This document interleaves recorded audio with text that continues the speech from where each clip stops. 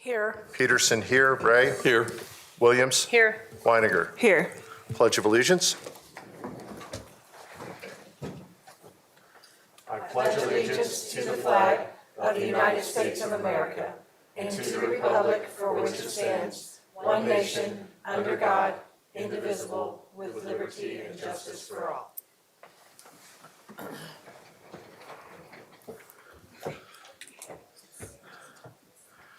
And we will move right into the DCSD Spotlight, which tonight is a video spotlight with Highlands Ranch High School being named as the STEM School of Excellence. Thank you, President Peterson. You took the words right out of my mouth. So Highlands Ranch High School has been named a STEM School of Excellence by the International Technology and Engineering Educators Association, or ITEEA. Highlands Ranch High School was selected based on its commitment to providing a robust and integrated STEM education program. They were actually highlighted and recognized at the 84th International Conference by ITEEA. So our spotlight video is actually a video taken by Highlands Ranch engineering teacher Justin Cast, and in this video he will give us a virtual tour of the STEM program at Highlands Ranch High School that we are celebrating. So with that, here's the video.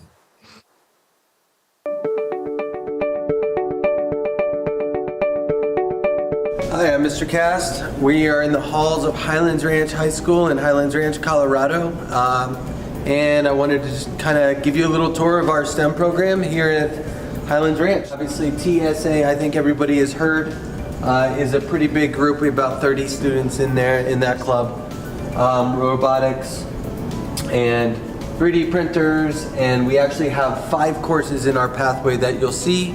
Next is a little tour of my lab, my fab lab, makerspace, and computers. So come on down.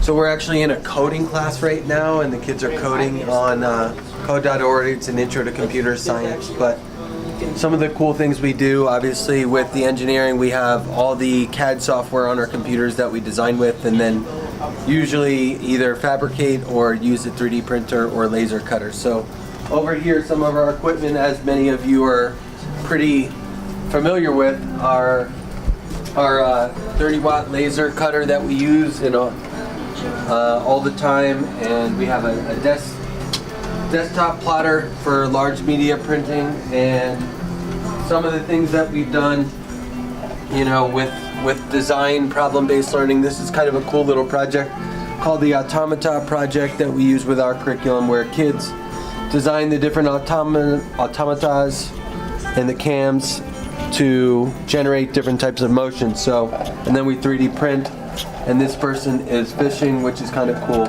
We were testing bridge trusses on this. We have a bridge tester. We have a aerospace class that we teach that we launch gliders off of this thing, and analyzing flight mechanics, stuff like that. As we get in the back, you'll see a little more of the projects on display. So I teach a section of architecture where students really get to kind of dive into the architecture world and design models and really figure out what they want to do, and that's a really fun class to teach as well. And our newest, through our Perkins funding, is one of our small CNC desktop machines called the XS Tech, where we're able to use a program called PathPilot and learn basic CNC, which is obviously, I think most of us understand, is computer numeric control. So then it's kind of a mess, but we also do robotics, some in TSA, some in my Principles of Engineering class, but the kids design robots to do certain tasks. We come into the most fun room, I like to say. We got a lot of equipment, and this is used by all levels. TSA, robotics, SWE, Society of Women Engineers is also in here. CNC machine where we can do signs and plaques, and all sorts of cool little projects for the staff and students. We're in the engineering classroom here at Highlands Ranch High School, and our CTE STEM program is comprised of using a curriculum I think a lot of people are aware of now in the country. It's called Project Lead the Way, the Pathway to Engineering, and We currently have 5 courses offered.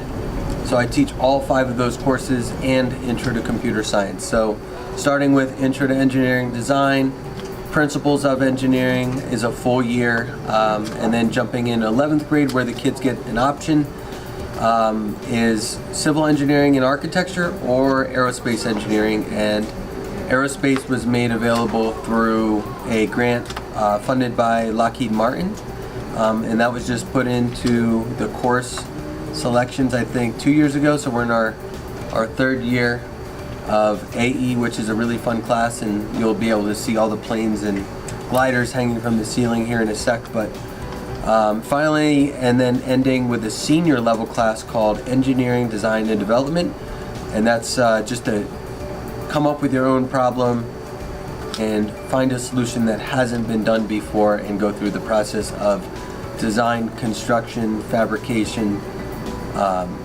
build the prototype, whatever you want to call it, whatever that looks like, and then go through the testing and analysis procedures. So that's our pathway, and so far it's been good. And this is year 5 here at Highlands Ranch, and I think for the most part the students have a lot of fun, and it's a great program to teach.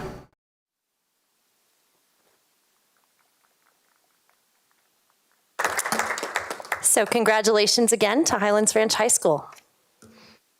Okay, moving right into Superintendent Reports, starting with the IGA with Rocky Mountain School of Expeditionary Learning, also known as REMSL member districts. And I believe we'll be hearing from Mr. Mosher and Ms. Klemesh.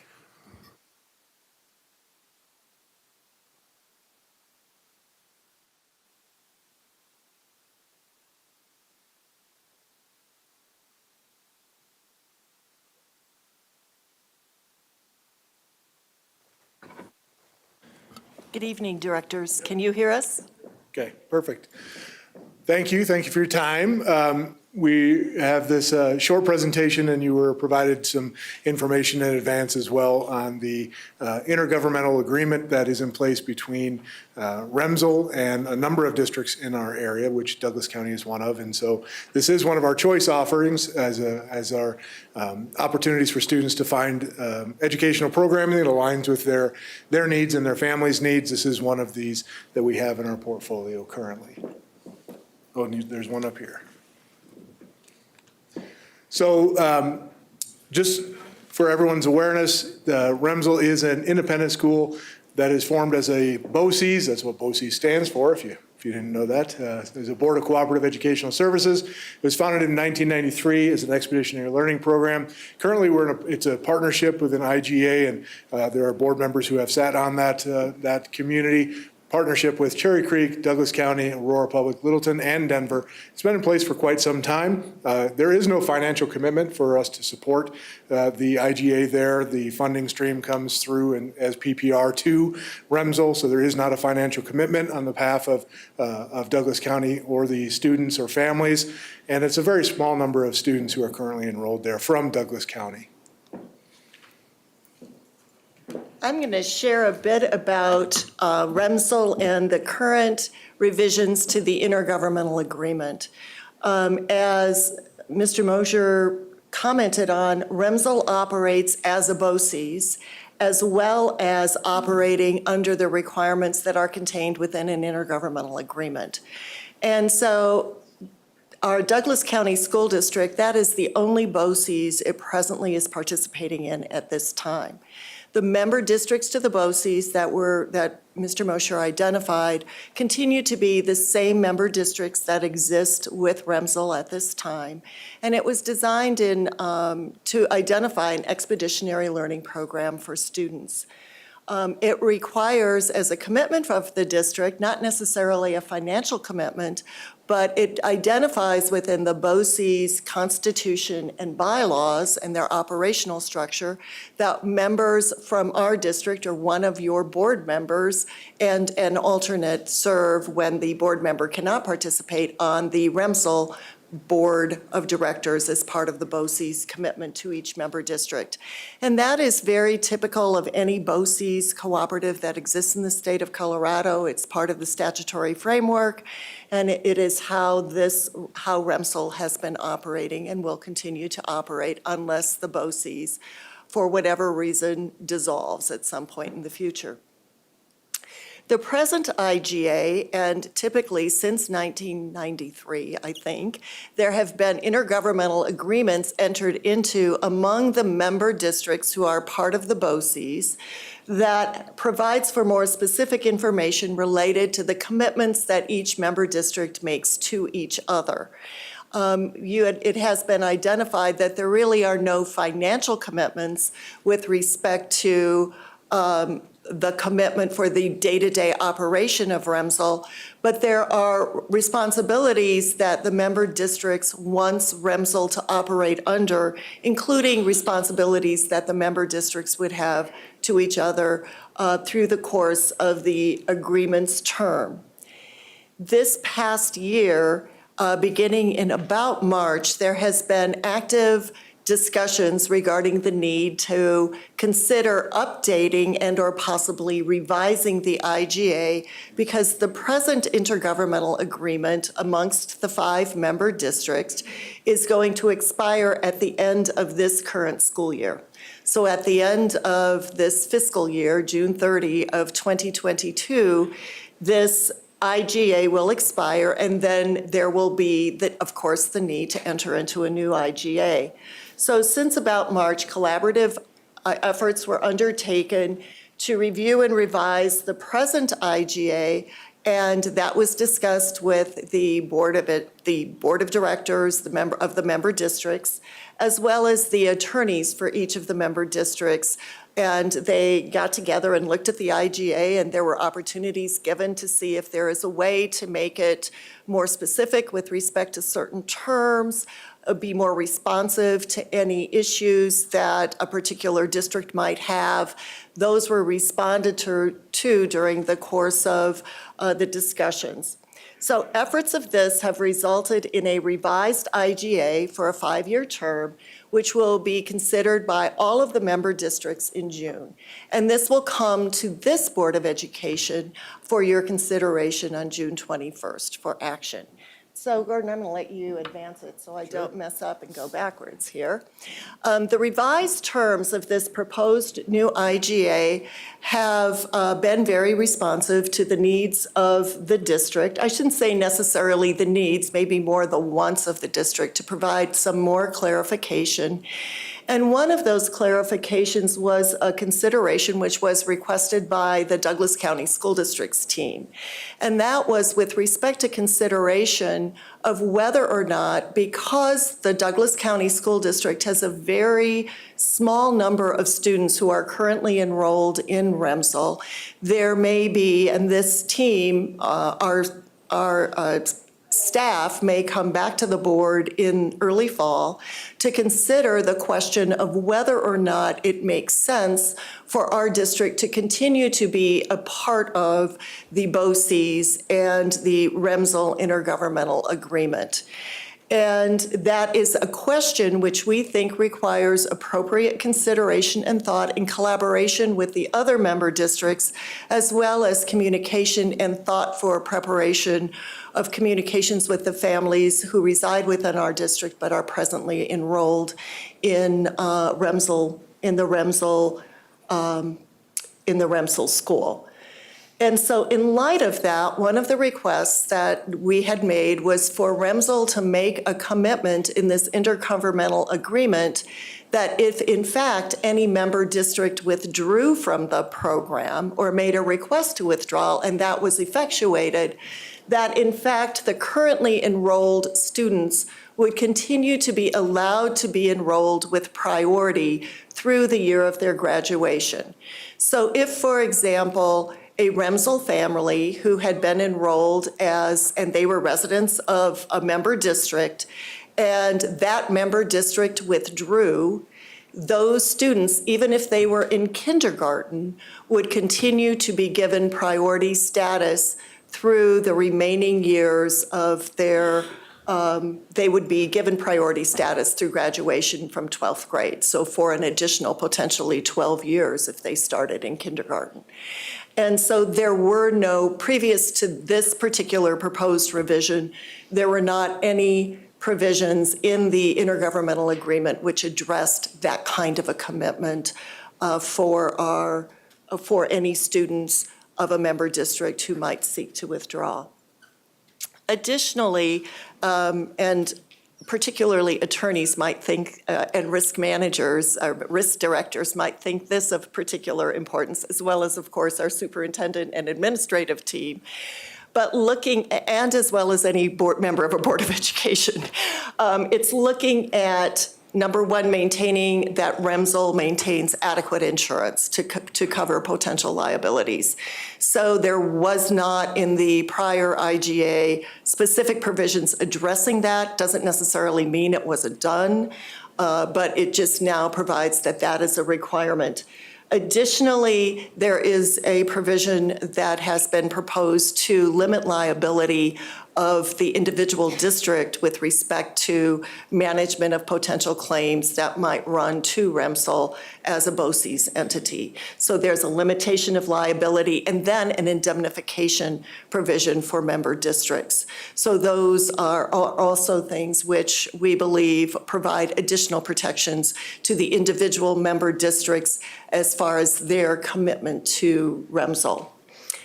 Another area that has been specified in the proposed new IGA is the commitment that REMSL would cover fees for those qualifying students. So if, for example, a student was qualified for free or reduced lunch, there is a commitment in the intergovernmental agreement that REMSL would be obligated to cover the cost of any fees that might be charged to that student.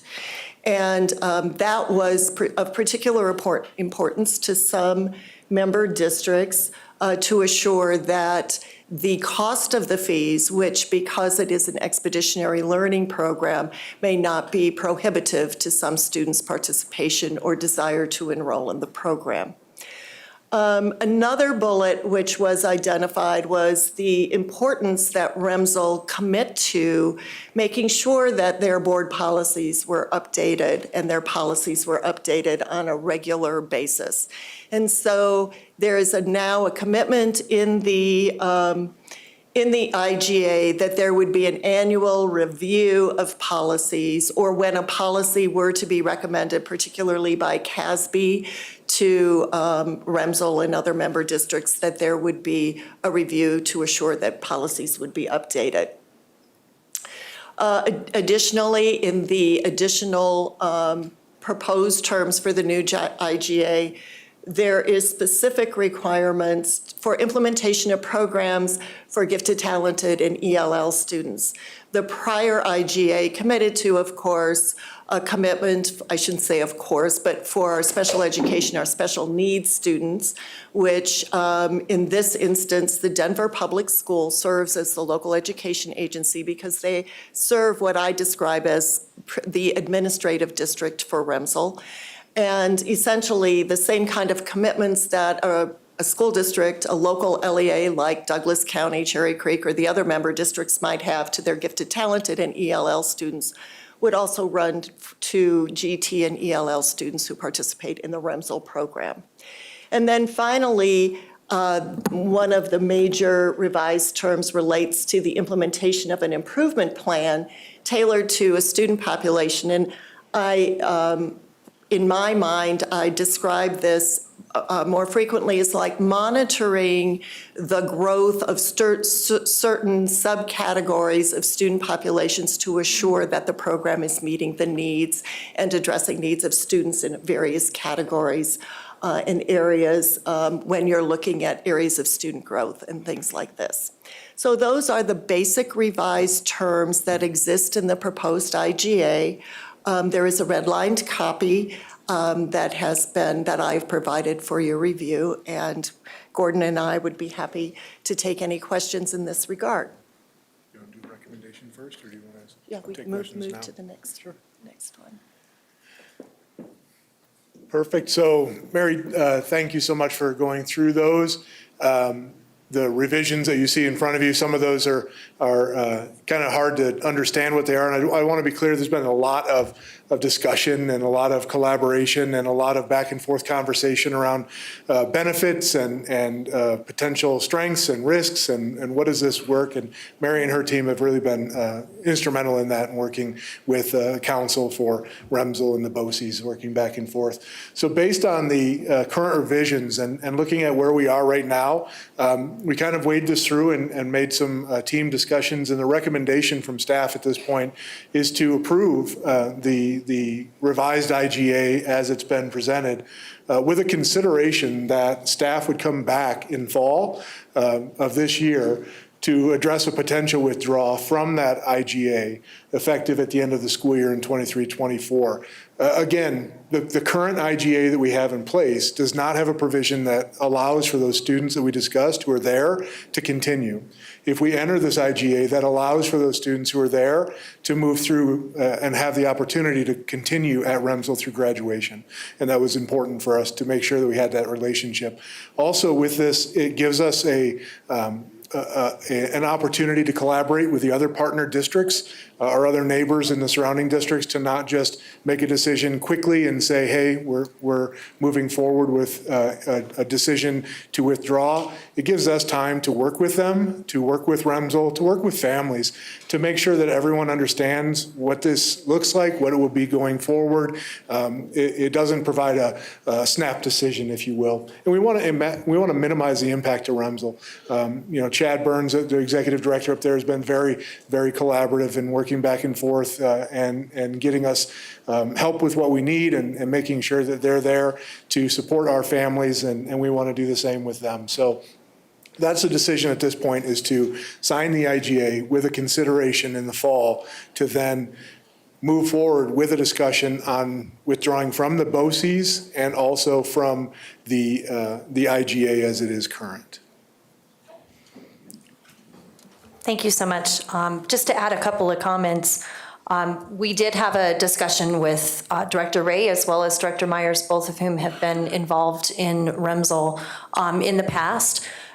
When this IGA was entered into in 1993, we did not have the kind of programmatic offerings that we have today. Expeditionary learning is something that we have in a number of our schools now. So we now have that full, robust offering for our kids, such that having REMSL in our portfolio isn't as necessary as it was in 1993. So that's part of the consideration in this recommendation. But I do want to emphasize that I think all of us agree that we want to make sure that we do this thoughtfully and in a way that minimizes the impact to REMSL. We want to make sure REMSL continues to run and be successful and be a great school.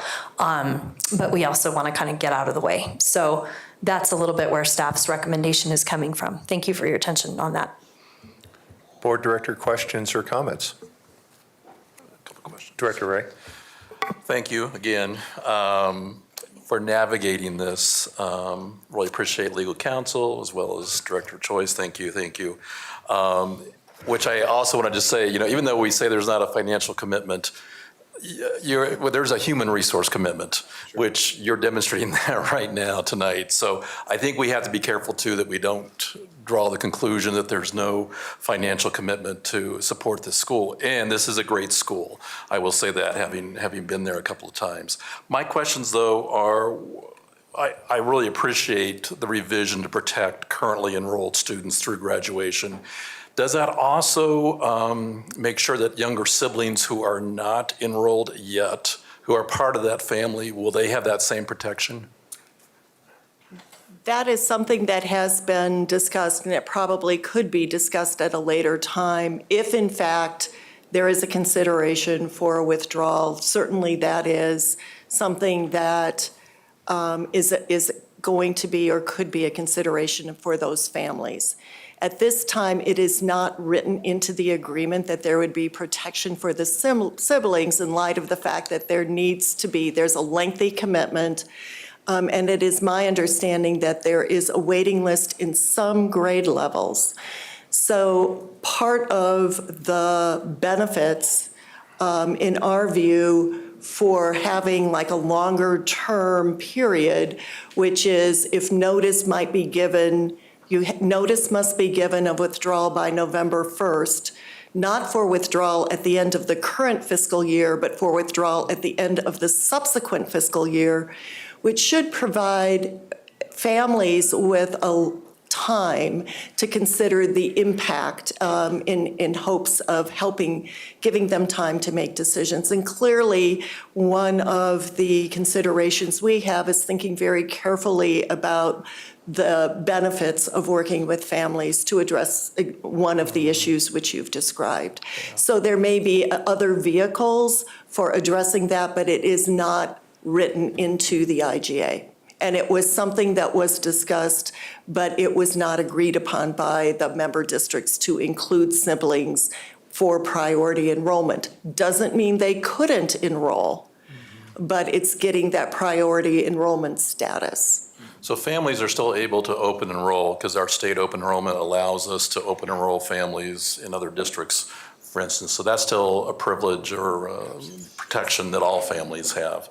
But it sounds like there's some disagreement whether or not we would protect or preschool siblings of families currently enrolled. And I would just advocate that we figure out a way to do that. Because of what you find with, I think, with charter schools like this one, or I guess it's a BOCE school, is that you have this real investment of the family. That's why they're there. So whatever we could do to figure that out, I would be an advocate for. Go ahead, Superintendent King. Thank you. I just want to be clear that we absolutely advocated for that for all the reasons that you are saying.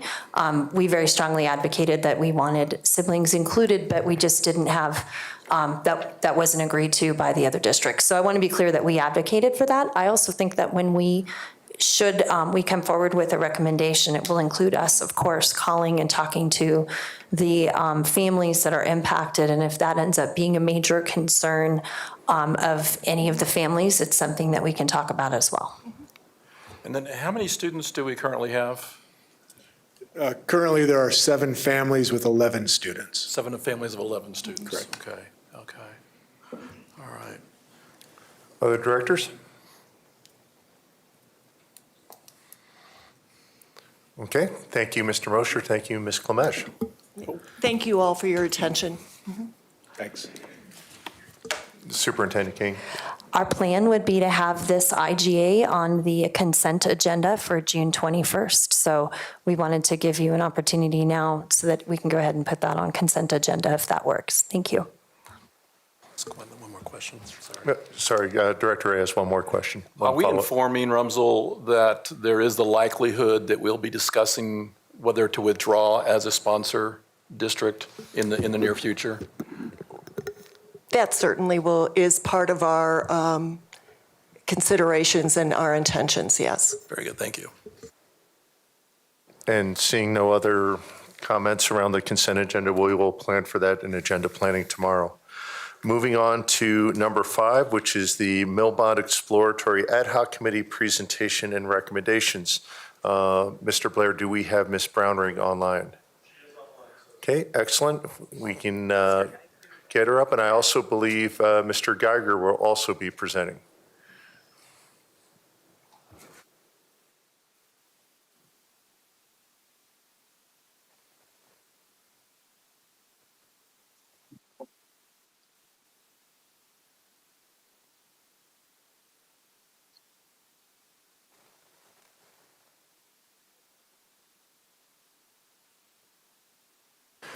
Ms. Brownrig, if you can just give us a quick sound check so we know that you're hearing us and that we can hear you. I can hear you. And we can hear you fine. Go ahead, Mr. Geiger.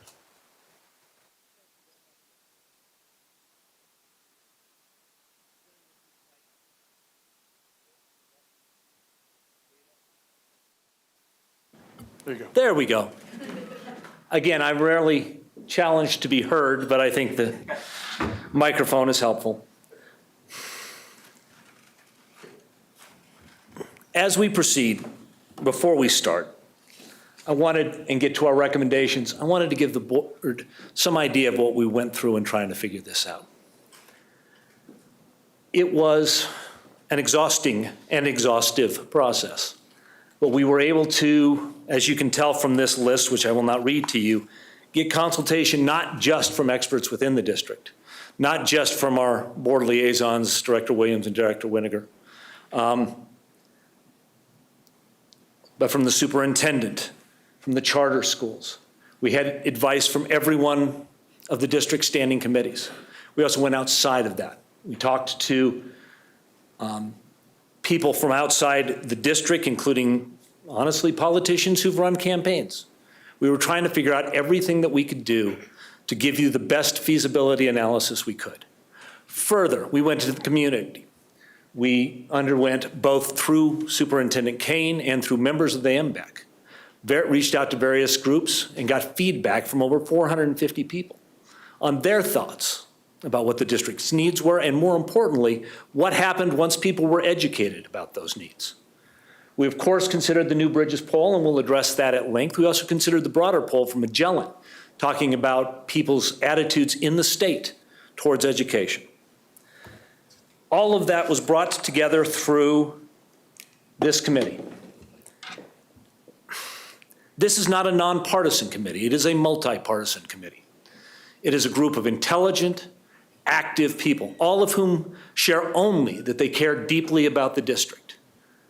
There were some spirited discussions at times, but I want to emphasize they were also cordial, intelligent, and fact-based. These are people who came to this committee with different views of the district and its needs, with different views of members of this board, and how the direction of the district should proceed. And yet each one of them came together to work on this proposal and to come up with the recommendations that we're about to present.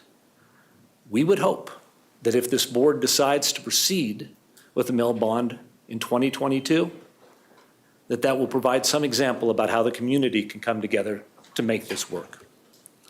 So without further ado, we start with what I came to you, or what we came to you for 6 weeks ago. That the demonstrated financial needs and commitments of the district are so significant that seeking additional funds from the voters in the near future is vital to the success of our current and future students and staff. We stand by that recommendation. Indeed, it has become more urgent the more we have researched. And that led almost inexorably to the next conclusion. A successful mill levy override and/or bond issue on the November 2022 ballot is only feasible if the district, board, and building leadership make funding the top priority, creating and executing a well-resourced, unified strategic plan for community outreach. We considered many other options, and you will see the data presented by Tonya about how we came to our conclusion. It is never our intent to mislead this board about the headwinds that you face. There are issues brought for us both by our local conditions and by national and state conditions that will require an extraordinary effort to go forward. We hope, however, at the end of this presentation, as you understand how we considered it and how we came to our recommendation, that you will understand why we believe that proceeding in 2022 is important. Here's the goal. If the board decides to go out in 2022, we will need, based upon analysis of prior votes and increase in population in the county, somewhere between 107 and 117 positive votes. That's a lot of people. There are concerns about that, and we will address them more. It is a short planning window. We, of course, will be facing a gubernatorial election, and we live, as you may have noticed, in uncertain times in terms of the economy, inflation. As you will see from the Magellan study, we live in a time where people are questioning what is going on in public education, and when people in Douglas County are questioning that, both for local and broader reasons. We considered 2023, we certainly considered 2024. I'll be honest with you, 2024 is both too late and too unlikely. Again, I will address this more once you've seen the data, but the question becomes, if not now, when? When is better? Our needs will not grow smaller. They will not reduce. This cannot be kicked far down the road. So without further, I'll pass you on to Tonya Stewart. Oh, excuse me, I forgot this slide. You've seen this before, you'll see it again. This is where we stand.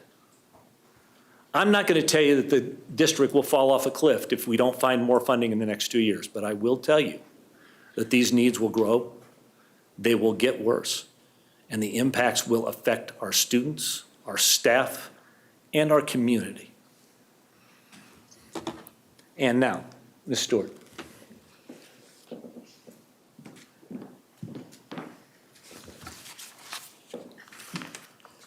Thank you, Brad, and for being introduced 3 times, and thank you, board. It's a pleasure to be here. I would be remiss if I didn't start by also thanking very much Sandra Brown-Rigg, our chair, who has done an incredible job of bringing this incredibly skilled and knowledgeable group of people that are sitting here and those who are not present today to have brought us together. And as Brad was saying, so many disparate opinions, right, about what's going on in the district. It's really a testament to Sandra's leadership. And also now I've answered the question, so I'm forever grateful. If I had to spend the next 1,000 years in a room locked with 20 people, I know exactly who it would be because we've been there.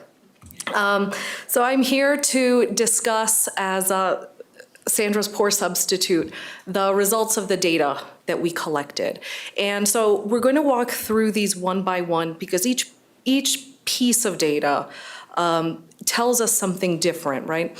We've got a series of surveys, polls that are coming from different sources, that have different statistical significances, that give us different information. And what we want to do is weave that story for you through the data of how we got to our recommendations, which then Brad will give. So I'm going to start off by talking about the New Bridge Strategy Poll, which was a random sample of Douglas County voters. It was 400 voters that were polled. And we're going to be talking about the margins of error. For those of you who are in the audience and listening and may not be familiar with the statistical polling, so a margin of error is basically telling us with 95% confidence, right? You choose your confidence interval. So the margin of error is telling us plus that amount and minus that amount, we are 95% sure that the data that we've gotten is representative of the community. So that's really what we're getting at. And the New Bridge Strategy Poll has a margin of error of plus or minus 4.9%, which is, not small, I would say. I mean, it's a margin of error that one has to take into consideration. But of course, there's always a cost benefit for margin of error because anytime you want to have your margin of error, you have to quadruple the number of people that you're polling. That's just the way that the math works, right? So as we look at those data, that's something that we want to be able to keep in mind. Secondly, we're going to be talking about the SAC and PTO surveys that the MBEC group conducted. And fortunately, we have folks sitting here who are very much engrossed in the details of those surveys. So I will be glad to turn over any of those questions to them. Thirdly, we have the Magellan statewide survey. So this was a survey that was conducted on essentially a referendum on, just as Brad was saying, a referendum on the state of public education within the state of Colorado. And fourthly, and we've kind of combined these, or at least within this bullet point, but there are 2 different slides on them, the Douglas County School District and MBEC's post-presentation exit surveys. So a series of exit surveys that we did both on focus groups and on, all kind of wrapped around the presentation that Superintendent Kane put together. So that is a lengthy introduction to tell you what we'll be talking about. I want to start off with the New Bridge strategy and some of the good news as it relates to funding that the New Bridge Strategy Poll is telling us. At a high level, the polled participants support the Douglas County priorities as they've been laid out and as they're intended to be laid out in the MLO and the bond issues. So we have here the percentage of respondents that believe that is extremely or very important in order to accomplish the following things: attracting and retaining quality teachers and staff by increasing district salaries to be more competitive with neighboring districts, 92%. Increasing availability of student programming and career and technical education, 93%. Updating and repairing school buildings to continue providing safe, efficient, quality learning environments for students and staff, 92%. Enhancing safety and security resources, 94%. And constructing new neighborhood elementary schools and creating additions to existing neighborhood middle schools to reduce the crowding in existing schools, 77%. So you can see that the community as polled is very much in agreement with the exact same priorities that the Board of Education has established, and certainly that we as a Milbon Exploratory Committee would feel. Conversely, that's the good news. As it relates to polling, there is also some news that presents an opportunity. What we have seen in the Newbridge strategy, right, and we've been doing this polling since 2016, a couple of different times, we saw that fewer than 50% of the respondents rated the district performance in A or a B. It was 9% rated it an A, 36% rated it a B. So 45% in total. The grand go, no-go of the Newbridge poll. So it showed that 39% of the polled participants responded that they would vote for funding in November, right? This is lower, I think, than a lot of us were expecting, especially lower because, you know, it is off of 50% by 2 times the margin of error, right? And what I want to emphasize here is that this, while low, is a pre-interventional number. Right? So any changes that occur between now and November have the ability, potentially, as long as they're done correctly, to move this number. Whether it can move it significantly enough to pass funding is a question that remains to be seen, but it's something that has to be taken into consideration. Now, what's interesting is, so 39% of the polled respondents said yes. 43% of the polled respondents said no, and we had 18% that were undecided. So you had a very large, a very significant chunk of potential voters, almost 1 in 5 voters that are undecided on the issue. The way that the poll was structured, so the respondents were asked, would you support this? And then they were given these questions about, or they were given statements about the compensation levels of the teachers, about the needs that the district has, and then they were also given reasons why you would vote against a bond measure. So, you know, that the inflation and the economy are challenging, et cetera. So after they heard both the pros and the cons to this, they were asked if they would change their opinion. And consistently, they maintained their opinion. So what we saw was that the polled respondents would not change their no vote even if they've been informed of the reasons for the need for increased funding. So when you give those high-level statements, it wasn't enough to move the needle. That's what we saw in Newbridge. Interestingly, also, and this came very much as a surprise to me, and I believe that it did to a lot of the other members of the committee. So the way that the poll was administered, half of the respondents were put into this lower funding group, right? So they were presented with a lower MLO and bond combined, and there was another group that was presented with a higher MLO and bond combined. The two groups you weren't given both and then asked which one you would prefer. You were just segregated into one or the other.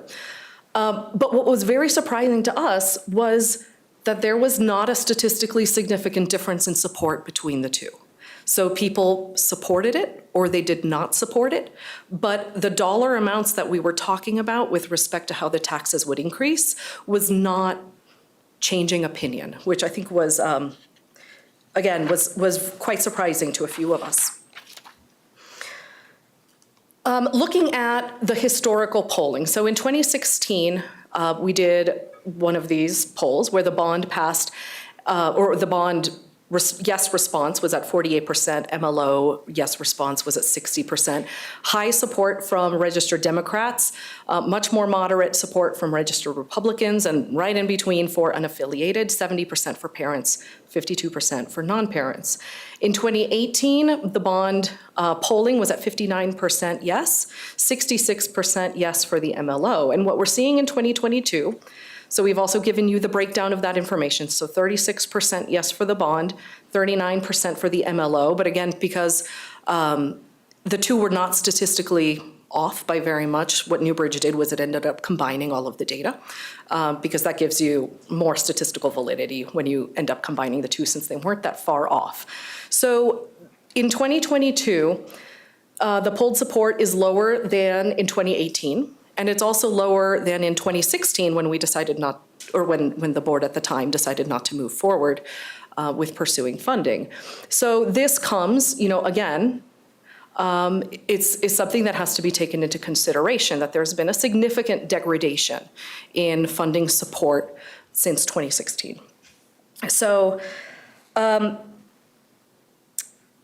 actually what is interesting and what I have marked down here, so the parents. So in 2022, that support number is actually a 40%. That was an error that we made in the presentation. So 40% of parents are a yes, 33% of parents are not a yes.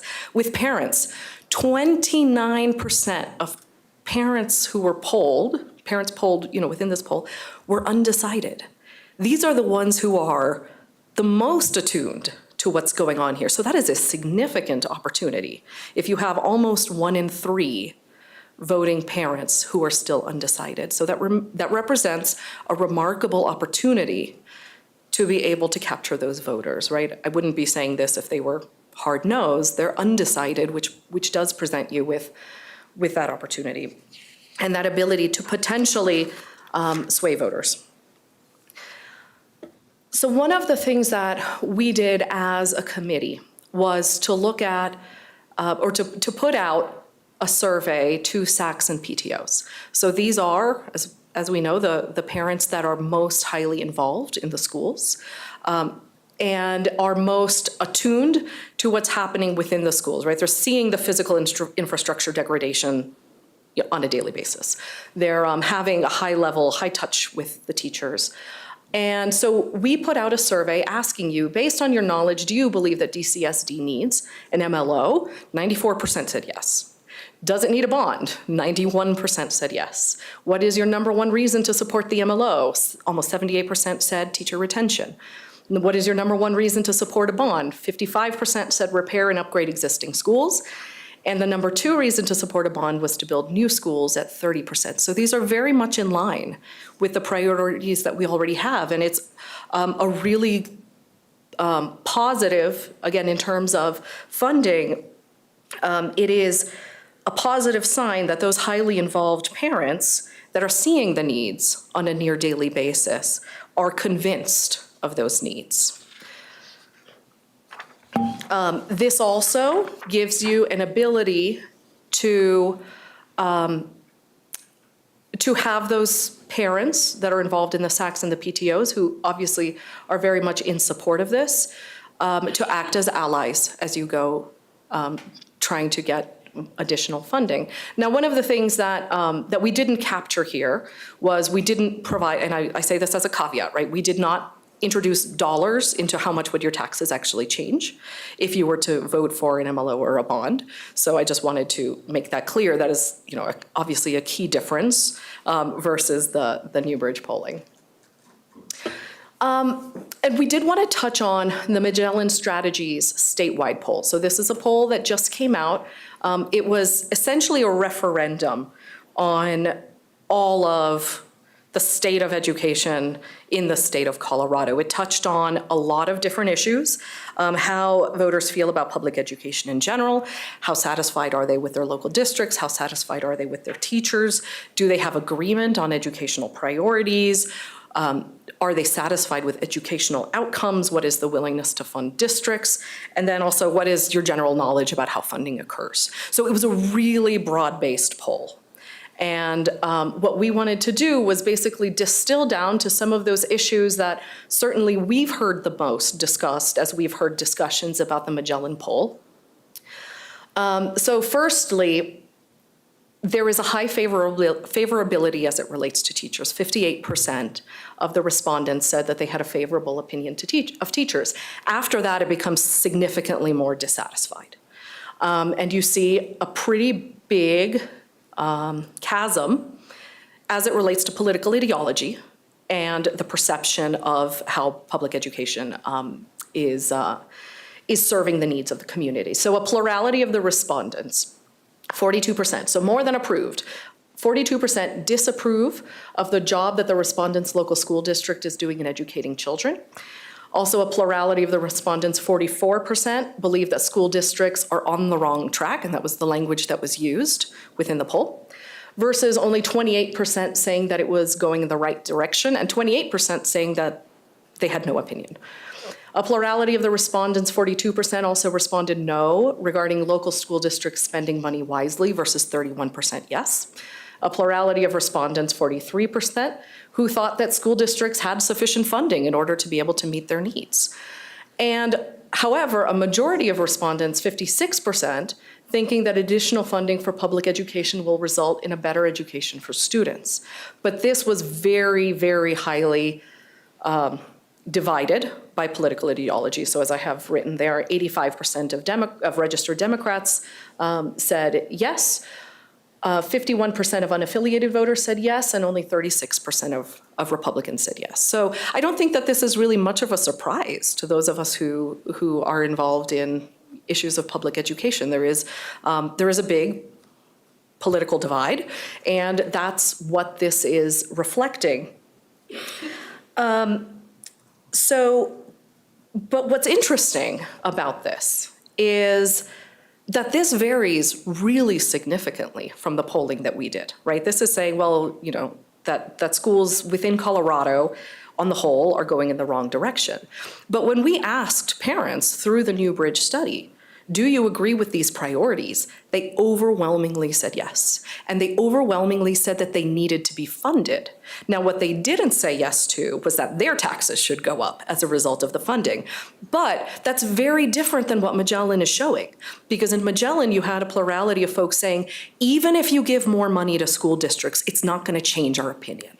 And that was one of those really surprising things that stood out to us. That yes, though this is showing a negative opinion of school districts generally within the state of Colorado, it's not a reflection of the beliefs that the polling that we have done is showing. So something to keep in mind as we talk about additionally the kind of the story of the data.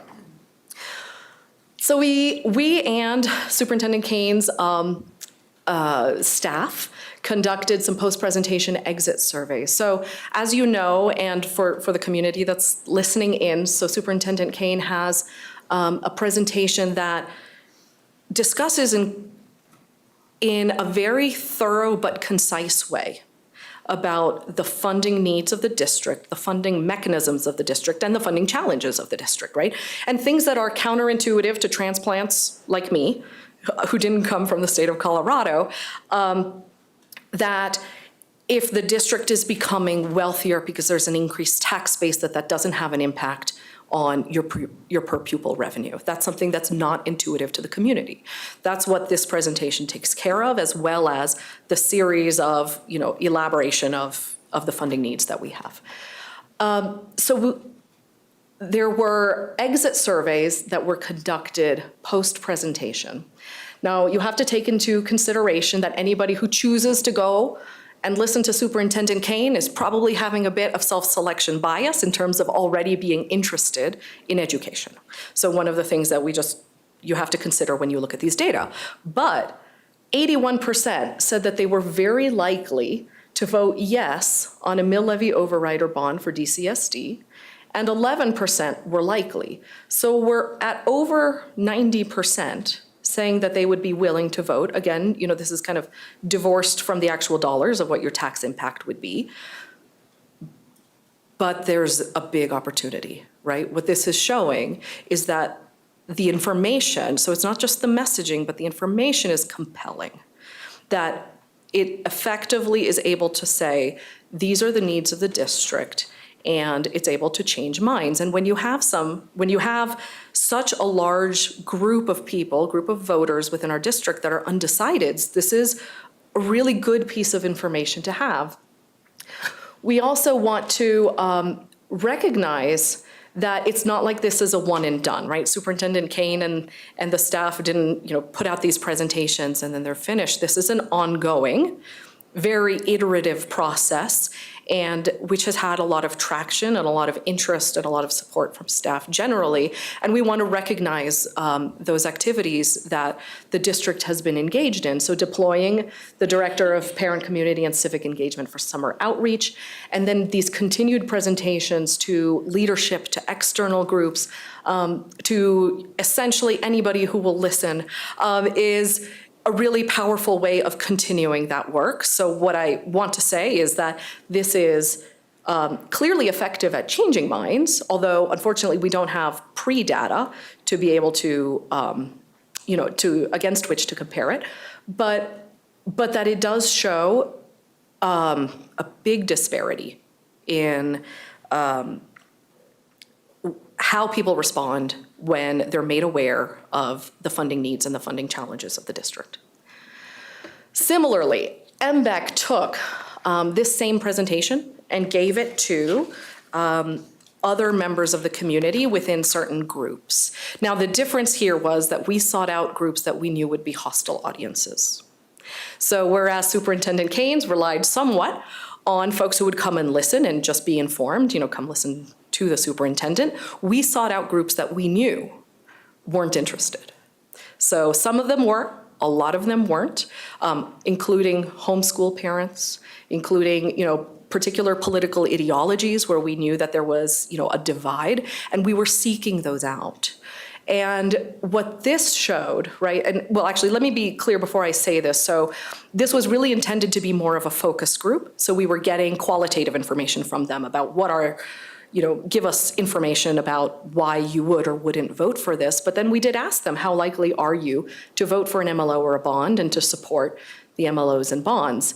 And even with some of these hostile groups, what we're seeing is a 60% yes vote.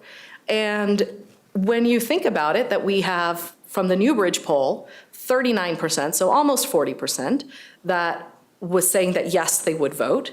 And you've got 20% that are on the fence, that are undecided. When you add those two together, and here we're seeing 60% said that they would be willing, we know that we were able to change some minds, and we know that some of those that were undecided were able to come out firmly for funding. We think that this is a really important piece of information to share with you. That again, even if it's the MBEC that's seeking these out in a focus group, the presentation, the message, the needs, the funding challenges all present a very, very compelling story about what our children need. And that the public responds to that. So we want to, now that we've given you just some highlights of the data, we want to take you through, again, in a little bit of a more prescriptive way, what that story of the data is telling us. So we start off with a falling perception of the district performance in the last 4 to 6 years. This came through on the Newbridge Strategies poll. There's also a falling perception of educational performance statewide that came across in Magellan. Not enough current voter support to pass funding if the vote occurred today. We know that 39% plus 2 times the margin of error is not going to pass the vote if it happens today. But here's where we kind of bifurcate from Magellan. Magellan said that there was a lack of statewide agreement that the funding needs will advance the educational outcome. That's not the case here. Here, what we have are parents and voters who are willing to put their money where their mouth is if they're informed about the needs of the district. The question becomes, can you reach enough people fast enough? So we have conceptual voter agreement that the funding needs are legitimate. That came through from the Newbridge Strategy poll, and it also came through the various surveys. And then when you couple that with the clear and compelling educational message to the community around the needs, that increases your chances of success. Furthermore, when you have engaged superintendent, engaged staff, engaged parent, engaged community, and hopefully engaged board to support the funding, this becomes even more possible. So it's a narrow path that we walk, but we want to present you with the path because we want to let you know that we, as a committee that has I don't know how many years of work on behalf of the Board of Education and for our children, we believe that there is a way to do it. And we believe that the data support that there is a way to do it. Even though if you're just looking at one poll here, one poll there, you may not think that. We think that there is a path. Now, what this doesn't cover are the very, very strong headwinds that are coming at us. So some of this is baked into the poll results, right? We would expect that to some degree, concerns about the economy would be baked into people's responses when they're voting for a poll. However, we don't know what the economy is going to be like in November. We don't know what the economy is going to be in 2023. We do know that it's going to have an effect. We've certainly spoken with political leaders whom we invited to come and speak with us, bipartisan. It was a remarkable and very cordial and frankly inspirational conversation about their willingness to come together and present a unified message, a bipartisan message on behalf of our children. So that was amazing and potentially something that could help when you do have demographics within the district of a lot of folks that are on fixed incomes, a shrinking pool of students, and a generally aging population. These are headwinds that we simply have to face, and that as you make your decision, you have to take into consideration. Also, we have the upcoming property assessments. As properties will be revalued higher, we know that this is going to happen. Taxes will also increase. The extent to which that will happen is unknown, but it's a factor that will be coming up within the next couple of years. And obviously, political polarity is going to be playing a factor because there are ideologies everywhere. But what we saw, what we did see in the polling was that political leanings play a role. What we also saw was that there was a tremendous amount of support from parties and, as we know, certainly from us, that this is something and a message that transcends the political ideology. This is a place where those who are committed to the well-being of children come together.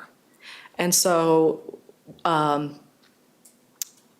to end, and I've mentioned this a couple of times, but you really do have, we see that there is a remarkable opportunity with a substantial, persuadable group of potential voters. And again, it's a matter of how do you get those? How do you get your champions to already advocate for that and use the allies that you have embedded already within the district? So with that, I will turn it back over to Brad, and again, I thank you very much for giving us the opportunity to present. Nope, doesn't want to go. There may be those watching, there may be those on the dais who are saying, Brad, we've got a poll that says we've got less than 40% support. What are you doing here? They may be saying that to Sandra. You know us. We're not unknown quantities. These people are not unknown quantities. There are people here who have served various portions of the district for many years. People on all sides. And yeah, we spoke to the Democrats. To see the Democrats and the Republicans saying they'll march hand in hand and door to door was one of the more amazing things that we got to see. And by the way, that wouldn't have happened if Sandra had not had the ability to bring those people together. But if you're skeptical, we understand. If you look at the poll results, we understand. But we think you have to do it anyway. In part because, as Tonya said, it's not as simple as people don't like it right now. We are in an extraordinary period of national political polarity, and that has trickled down to the state, and it has trickled down to the county, and it's trickled down to this board. And that has impacted people's view of the district and of the funding needs. That's a reality I don't have to lecture any of you about. But when we come together, when it's presented as coming together, when it is presented as a unified front, things change. Yes, there is hostility out there to schools in general, and at times to this board. When we ask one of the issues on outgoing surveys, Trust and transparency comes up. If you ask who don't you trust, every name on the board comes up. Okay? There's no unified on that. What there is an understanding of polarization. We tend to think that that is in some ways reflective of broader national policies. But when you drill down on it, it's shallow opposition. There are people in this county who will never vote to increase funding. We know that. We've known that forever. That's the demographics. But we've also known and we've learned that despite headwinds, if we do the right thing, and we means everybody in this room, that can change. There has been an extraordinary effort in the last few months by Superintendent Kane and Stacey Rader and others to reach out to the community, and that is starting early. And that will bear fruit. We cannot guarantee that a bond in 2022 and a mill in 2022 will pass. As a matter of fact, there is a significant chance that it will not. But if we don't do it now, when do we? Do you truly believe that the political headwinds will change in 2023 when we have a board election or after a gubernatorial election? If you think you can predict the economy in 2023, there are many valuable jobs that you can do. We know. Donald Rumsfeld once said there are known unknowns and there are unknown unknowns. Our unknown is whether we can educate enough people. That's what we know now. We know what the challenges are. We know that education overcomes those challenges. And to wait longer on the hopes that the conditions will get better when there is no way to know that puts us in an extraordinarily difficult situation. You couple that with four undeniable trends. One, we will, without more funding, continue to be the worst paying teacher salary in the Denver metropolitan area, and eventually that will have an impact. You cannot consistently play before market rate and keep the best people and attract the best people. And our educational assistants would be paid more at Starbucks. They stay with us for good reasons, because they love kids, because they want to do it, but we can't ask them to do that for the next 5 years. Two, our schools will get older. Those of us who were involved in the 2018 bond knew, and I will be blunt, that that wasn't going to fix everything. That we were trying to come back from 12 years of neglect. And that while we did extraordinary work, Rich Cosgrove and his team did extraordinary work in identifying and moving forward on that. The needs continue. 17 million more next year. Probably 20 more than the year after that, 20 to 30 more after that once we spend the remaining bond funds. Those needs will not change. They will get worse. Buildings do not heal. Three, growth in areas of the district will not slow down. I drove down Crowfoot to get here. I swear there's a dozen new houses on that road alone that weren't there when I came down Wednesday. Sterling Ranch will continue to grow. Crystal Valley will explode. The canyons will grow. And as a member of Long Range Planning Committee, we have rearranged the deck chairs. There's no more room. In 5 years, Coyote Creek, which is now serving Sterling Ranch, could be at 150% of capacity. Crystal Valley will have 4 schools in excess of 100%. Those kids have to go somewhere. And if you think that the solution is to put them in more trailers,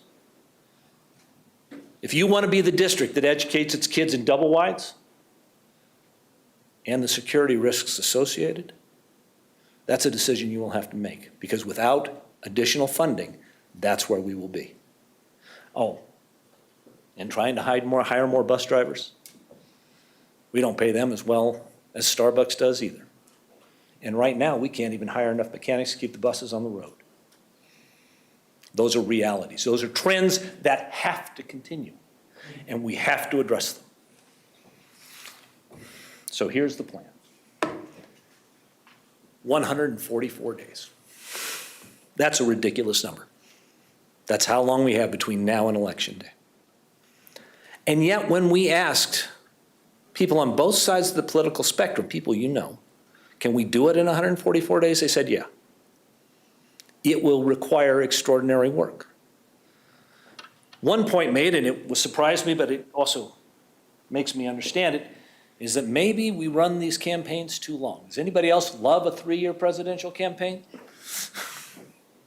That maybe the time has come to get back to the period of time where instead of years of going back and forth, we do a focused, intelligent outreach program and do the best we can in 144 days.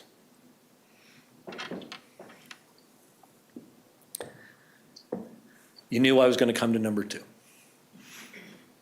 Okay? Unquestionably, the issues, the concerns expressed by Douglas County voters reflect those of nationwide concerns. We are part of the nation. We are part of the state. We are, in some ways, slightly better than the rest of the state in how we're perceived. But there's no doubt that some of the publicity about what has gone on with the district has harmed us. That said, we can have policy differences and express them in strong and intelligent ways and still come together as this committee did. There are people on here who have never voted the same way I have in an election. But every one of them here, and more who weren't able to make it today, agree on this proposal. And that is the opportunity. If the district leadership agrees, if the people all throughout the district, if the parents and the teachers, but most importantly, the leadership, agree and provide the education and reach out to the people that they know can do this. I personally spoke to ex-board members. I spoke to campaign managers. We had people come in, and everyone expressed concern, and everybody expressed the knowledge that if the needs are fully explored, the possibility exists. But it has to be, bluntly, the primary message of this district. It has to be the number one thing. And every time somebody from the district speaks about any issue, it has to also say, oh, but by the way, we need the money. So how do we do that outreach? It has to be intensive, it has to be broad, but there also has to be focus. Right now, there is a lack of understanding throughout the district about the needs for our new schools. That has to be brought out, and those are potential voters. If we go to Sterling Ranch, if we go to Crystal Valley, if we go to the Canyons, if we go to Crowfoot, and we say, we are doing this, we go to Sierra, we are doing this, not just for these 3 schools, but by the way, there's 3 new elementary schools on the 6-year horizon. We can't build a new elementary school 3 summers from when we pass a bond to when we open a new elementary school. And by the time, if we go in 22 and we pass it, by the time we get those schools built, we'll need 3 more. And we have to create a cadence, a process, so that every year we can go out to the people of the community and say, thank you, you've done a great job, we're getting there, now here are the new needs and here why you should trust us. We have to go beyond the parents, we have to go beyond the teachers, we have to go farther than the typical issue voters. Sandra has been clear throughout that we have to put this beyond partisan politics, we have to put it beyond our normal people. We have to reach out to non-parents, we have to reach out to non-voters. We have to bring that 20% in, and we have to convert some percentage of the no's. Oversight. For better or for worse, perhaps incorrectly in some situations, there is a concern, a certain percentage of the district, that there is not enough oversight in our spending. That can be fixed. Those are your policies. We can understand what we learned from the last bond. We can create, we can, if necessary, improve. We can put together a bond spending plan that is open, honest, and transparent so that people know what we want, so that they do not perceive the money is being spent without warning. Transparency is vital and important, and that starts with every element of the district. The campaign must be based on education. There are those who will be persuaded by pretty words. Not enough of them.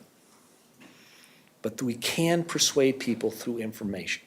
We know that, we've seen it. We've gone to people who are not happy with the district. We've gone to people who don't vote for this. Krista Gilstrap, who is not here unfortunately today, tells a story about doing a focus group when somebody walked in and said, "Why are you wasting my time asking for more money?" And at the end of the presentation, volunteered to work for the bond committee. We can do this. It won't be easy. And it won't be quick, and it won't be simple, but it can be done. Specific. This is something that came across over and over and over again. The bond language must say this is where we will spend it. The mill language must be absolutely clear that the money will go to those who touch the students on a regular basis. It has to go to teachers. It has to go to staff. It has to go bus drivers, who are as important as anybody, getting your kids there to and from. We have to convince them that this myth of the overloaded, bloated administration, which, by the way, exists in every school district in the United States, has to be addressed. And that has to be addressed by, if you give us the mill money, we will spend it on teachers. And by the way, the word competitive rings, it echoes.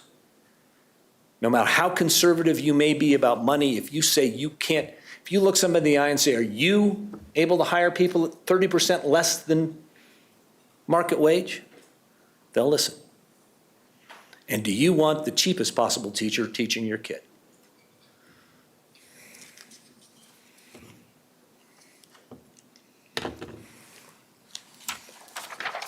I've touched on some of this before. There are a number of people out there that we believe can be convinced if they know, but they have to reach out to them. Honestly, in 2018, we were able mostly to pass the bond by preaching strongly to the choir and telling them to get out.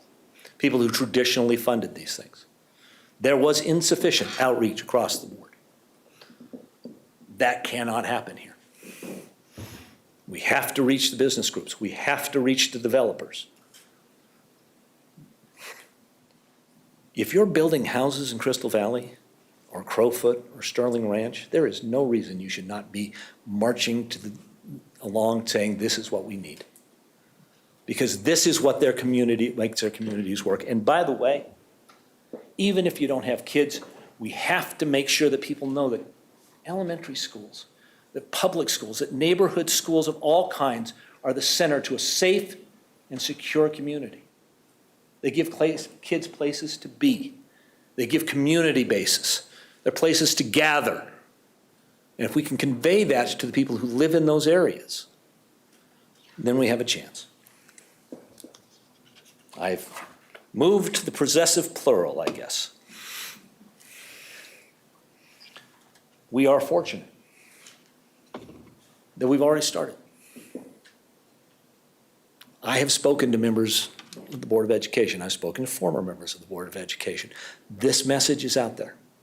It has not been the dominant message about Douglas County Board of Education, but it can be. If we can get out joint letters to the editor, if we can convince people that whatever other divisions may exist, that we all stand together, that's a story in and of itself. And that's already started.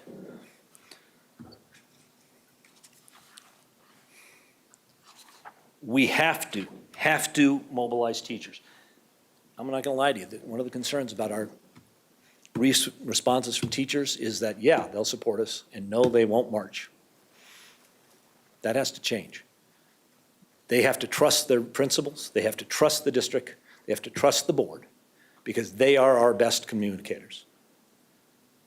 They are also, however, extraordinarily educated people who can understand that a mill that increases their value and their pay is in their best interest. They are extraordinarily educated people that know that building new schools means new teachers and better education. They are extraordinarily educated people who understand that overcrowded schools, deteriorating schools, are not what's best for their students. So if we can convince those teachers to once again stand up, we can't put it on their back. That's not all their job. But if we can mobilize them, they are a powerful force. You have community involvement, you have community groups already that exist within the district. The DAC, the FOC, the various SACs, the PTOs, the LRPC, the Student Advisory Group, the MBOC, which I hope will present a lessons learned and how we go forward as we move on. We have learned lessons. We need to utilize those committees. We have to have a well thought out major plank. We have to emphasize to the voters that these are the representatives who are not elected, who are volunteering to make sure that this is done right. We have to build trust in the community. That means we have to listen as well as speak. Maybe not my strength, but there are others who are better at it. And we have to, again, make sure that when we are given money, we spend it well, we spend it wisely, and we spend it in ways that the voters know. And we truly believe that if all of that can be done, that there is a chance that that path exists.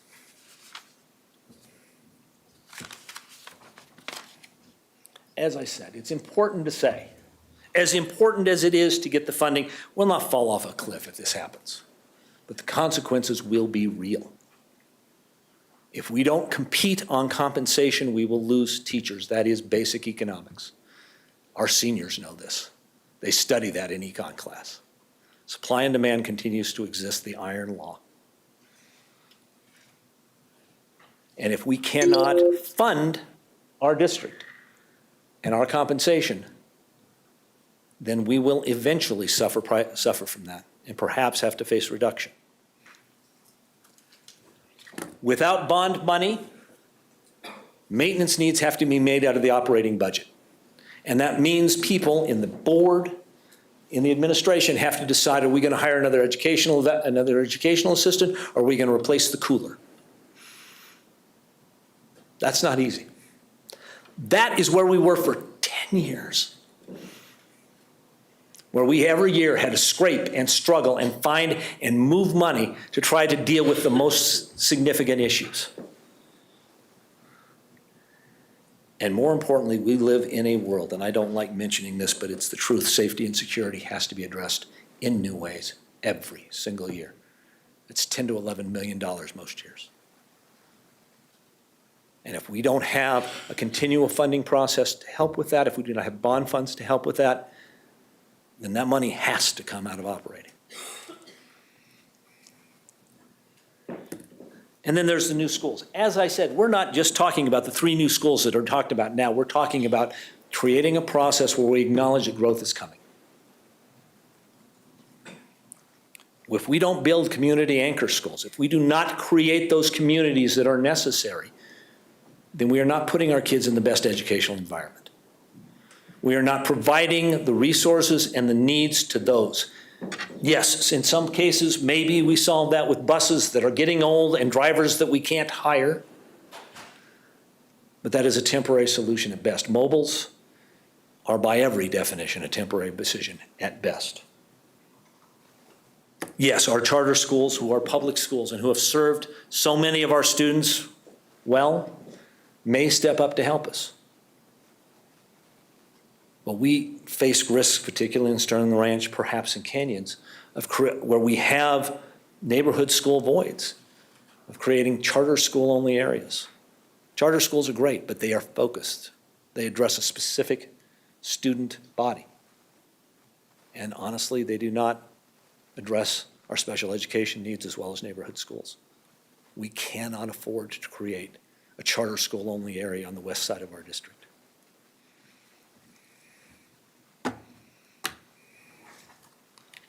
One of the biggest discussions we had, and I will continue to emphasize this, is that why 2022 and not 2023? I've talked about the unpredictability. But most importantly is delayed is not denied. I apologize. I get emotional. These things have to continue. We've started these. The district has to do a better job of engaging the public. We have dealt with an unprecedented pandemic that has influenced and impacted that kind of communication. It has made everything 35% harder. We are only now recovering from that. We have to take this opportunity to build robust, intelligent outreach programs that last beyond the need for money, that build trust and transparency in the entire board and in the entire districts, so that we develop that cadence.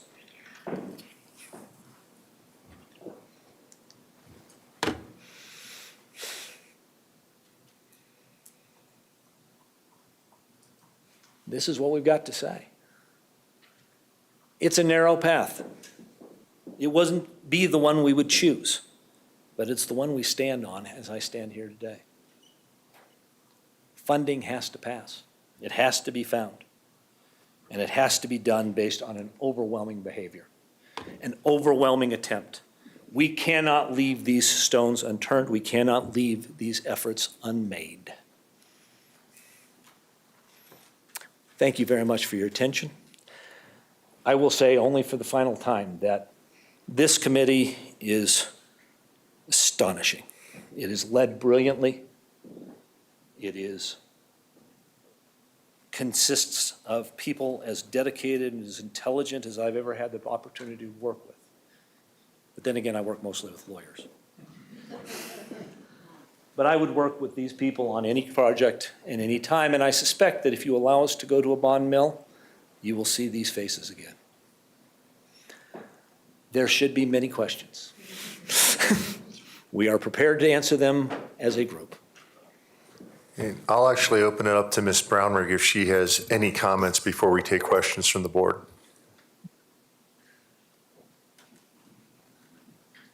Do y'all think that I could possibly say anything that Brad and Tonya haven't covered, except to reiterate what Brad says, which is it has been a privilege and a pleasure to work with this committee. Every single person on the committee is amazing. So I hope that the work product that we have delivered is useful to you all. And I stand by the statement that those who support the well-being of children need to come together, and that's exactly what MBAC is. So thank all of you, thank the board, and thank the district leadership. Okay, with that, I'll open it up to any directors for comments or questions. And go ahead, Director Weiniger. Well, mostly just a comment about, that was a great presentation, great job, you guys. And I mean, you guys met weekly since February, and I know that's a commitment because I had to come to that, and I was grateful too, because it was really a great group. Like, they were so much interaction, not afraid to touch the tough issues, even though there was people on both sides of the political spectrum, and very respectable, and so much genuine care for our district and our kids. And I just was so grateful to have this group do all this work. And for Director Williams for coming in when I couldn't with a screaming newborn. So yeah, just a great job. And I think you're absolutely right. We just need to really focus on educating our community on how funding works in our district and the importance that it brings to our district, and the history of where we've come from and where we need to go in our competition, and how great our teachers are and that they deserve this. Yeah, and I think that covers it all. Great job, you guys. It was great attending these past few weeks, and you did all your hard work. Thank you so much. I'd like to echo those comments, and I think you really highlighted some things, both Sandra and Brad and the leadership. What an exemplary model for our community to take that committee, to take those disparate views, different backgrounds, different opinions, and model what working together can look like with common interest. I know we have common interest aligned in the committee on this issue. I know there are unaligned interests on other issues, but I would say that if we could model that and take that example that the MBAC has set and model that fully as a board. The other thing I took away is dominant message. If we can focus on that message, I do believe there's a chance for both of these initiatives. And I know we've coupled them. We've talked about bond MLO. It's like one word, or MLO bond, where there are two very different but related asks here. And back to the point, the bond, it's dysfunctional.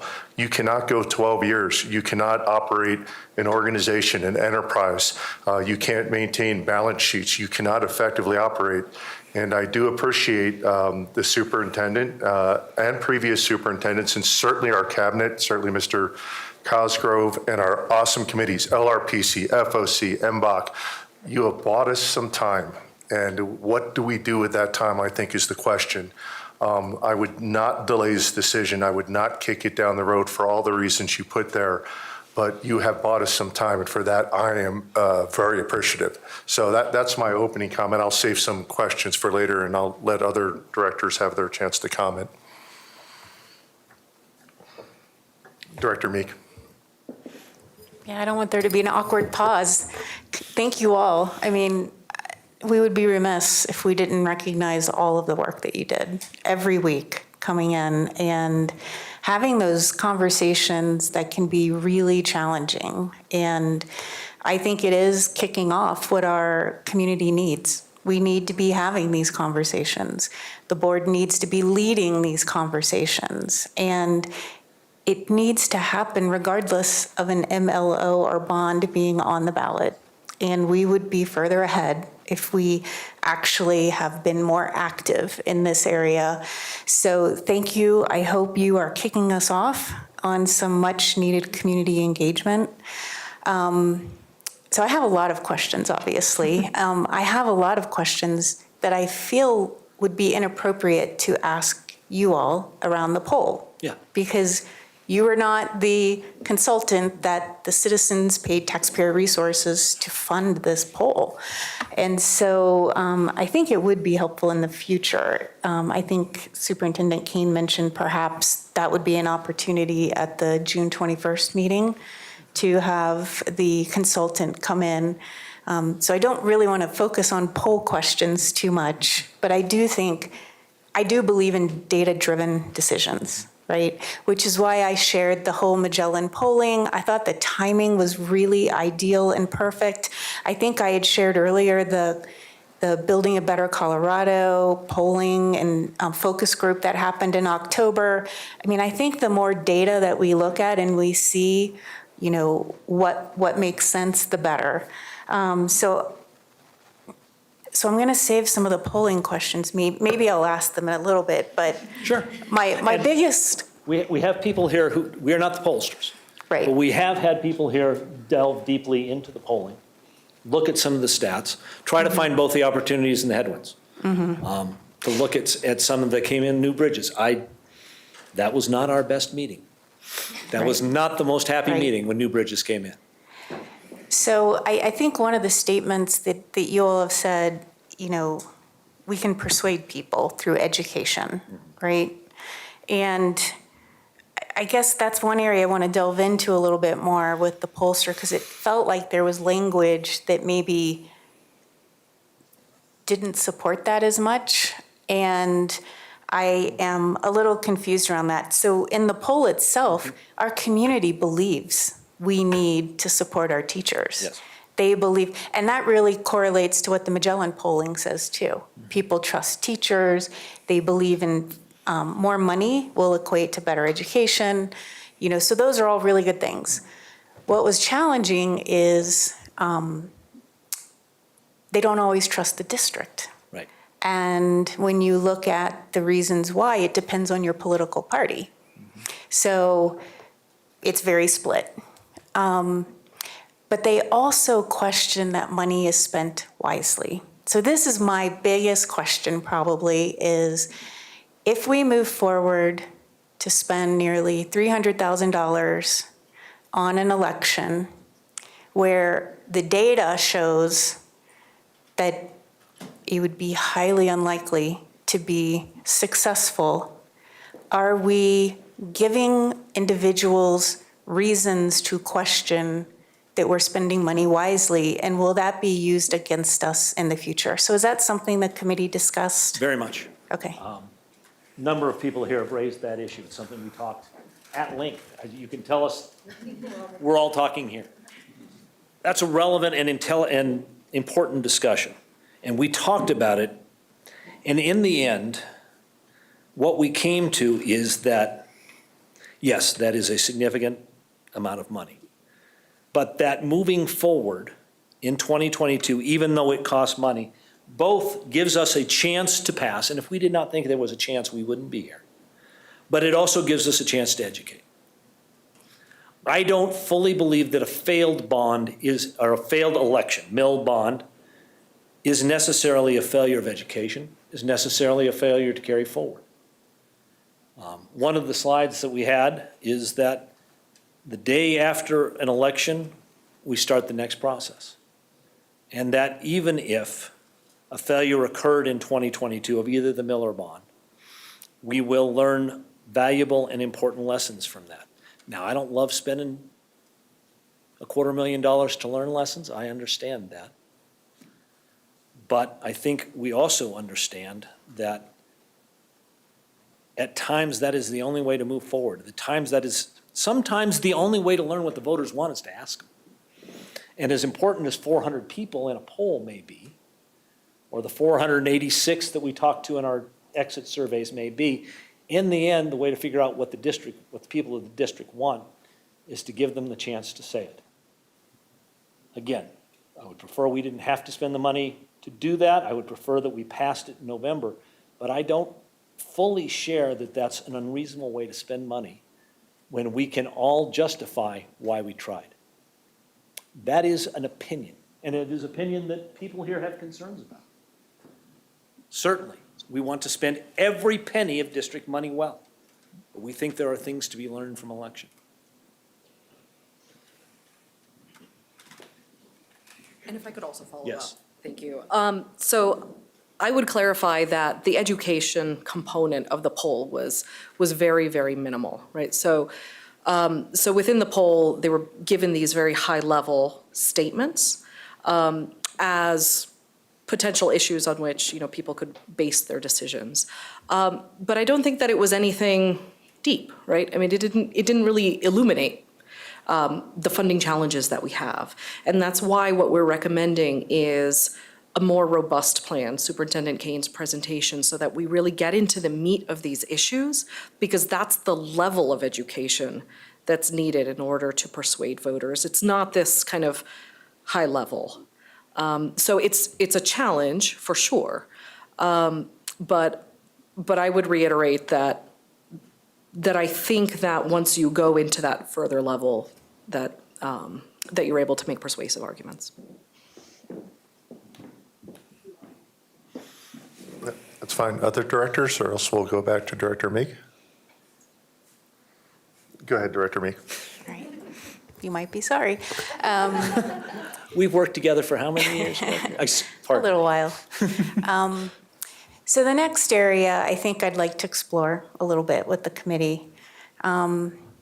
So some would say trust is the most expensive thing in the world.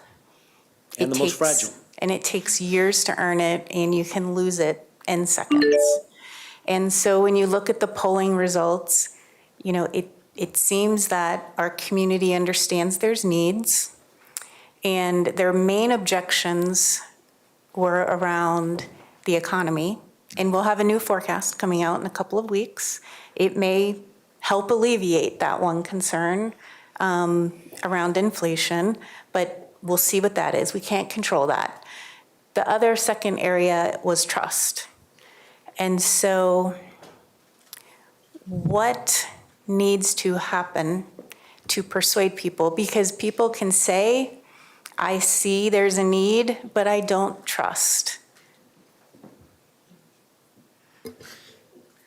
If I say that question took up 22.3% of our discussions, I'd probably be understating it. And of course, one of the biggest problems here is that when people express that they don't trust the district, all of our outgoing surveys don't give us a specific reason why. That's difficult. I won't deny that. Building trust obviously takes time. It probably takes more than 144 days.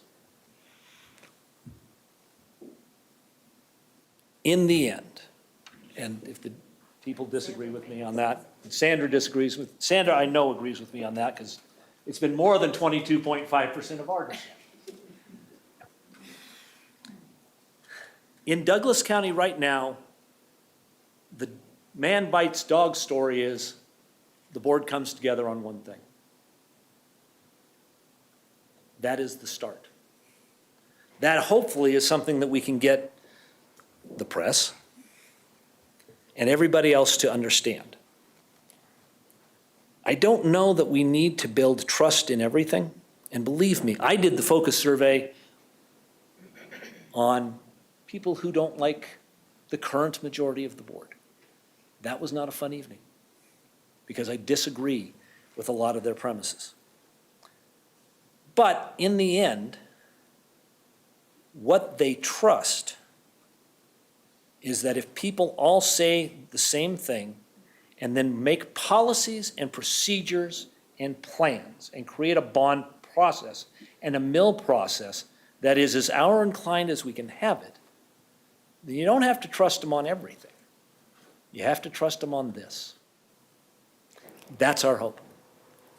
So I think I'd like to stay on this topic a little bit longer because I'm a huge fan of Simon Sinek and Start With Why. I don't know if anyone's read the book, but he talks a lot about there's two ways to influence people. You can manipulate them or you can inspire them. Mm-hmm. Manipulation, you can get a short-term win, and then there's a long-term trust cost. Inspiring takes longer, but you're bringing people along and you're building trust along the way.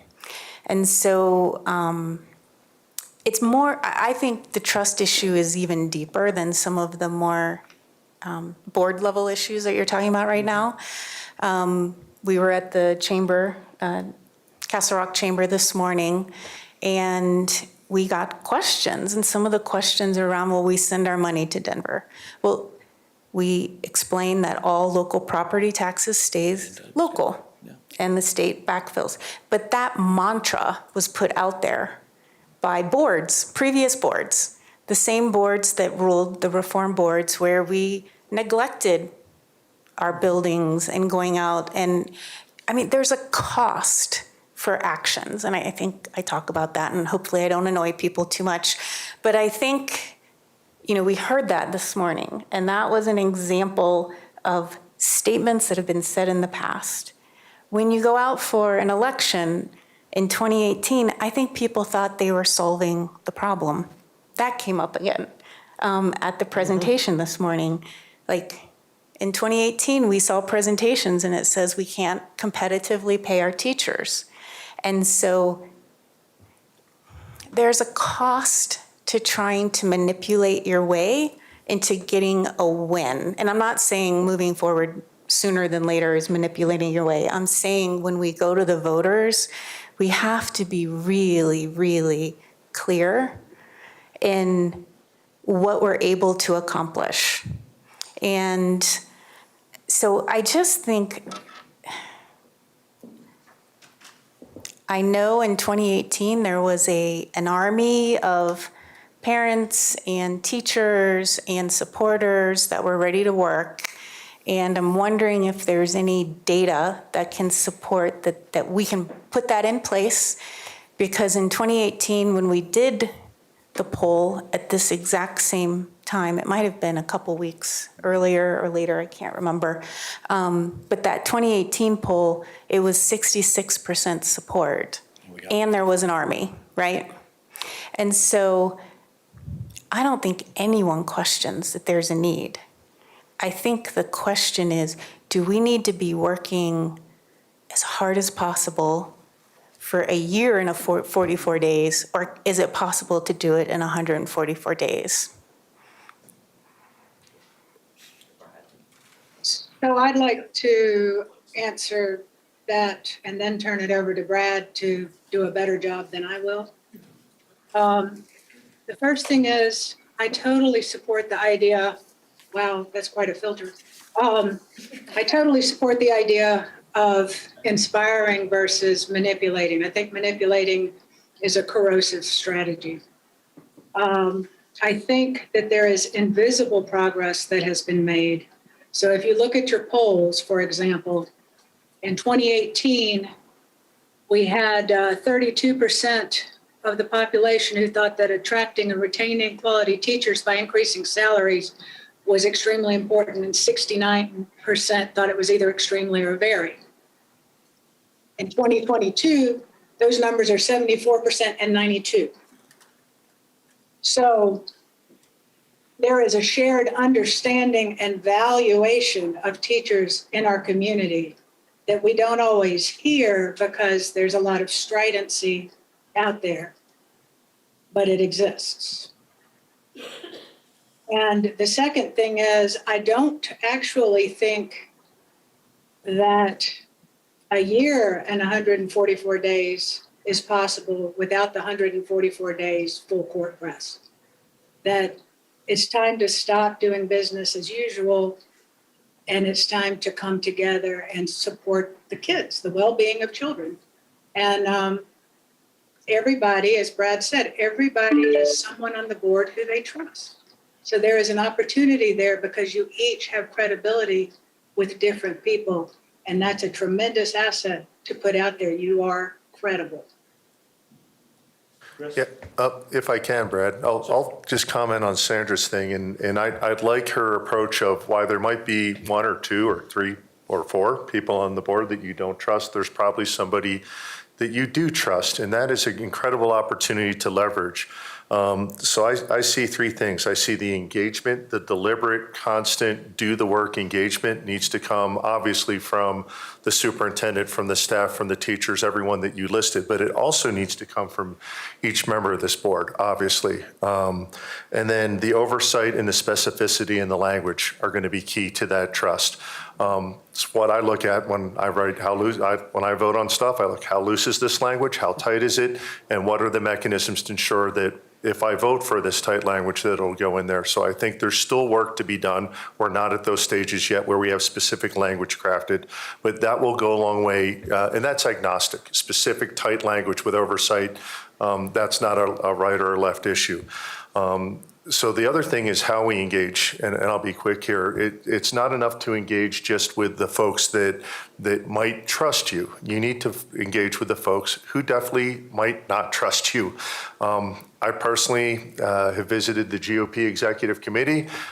I don't know which group to put that in because I don't know if they trust me on this issue, right? So to be honest, there's some selling to be done there. I've sat down with the vice chair of the Democratic Party here in the county because while we are obviously very far on other issues, I think we're actually aligned on this issue. So, and that was so that I could trust her and she could begin to trust me, and it's a beginning.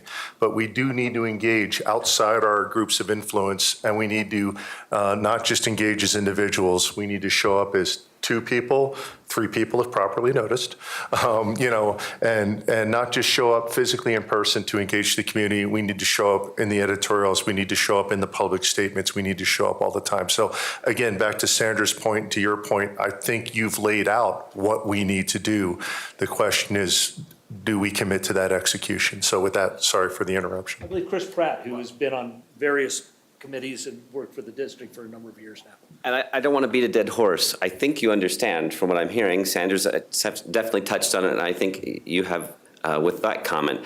But I want to say that I think we see an opportunity that's unique to this year in that there's a chance, whereas in 2018, the Army was mobilized by a particular segment of the community that was trying to just push things along, and they were motivated and they were able to carry the day. We may not see that again in the near future. We don't know. But what we do know is that right now, we have a split board. And we have an opportunity, and I think we've been pretty clear in the presentation that that's the only way we see this as feasible, is if the split board can come together and help bring the community together around this issue.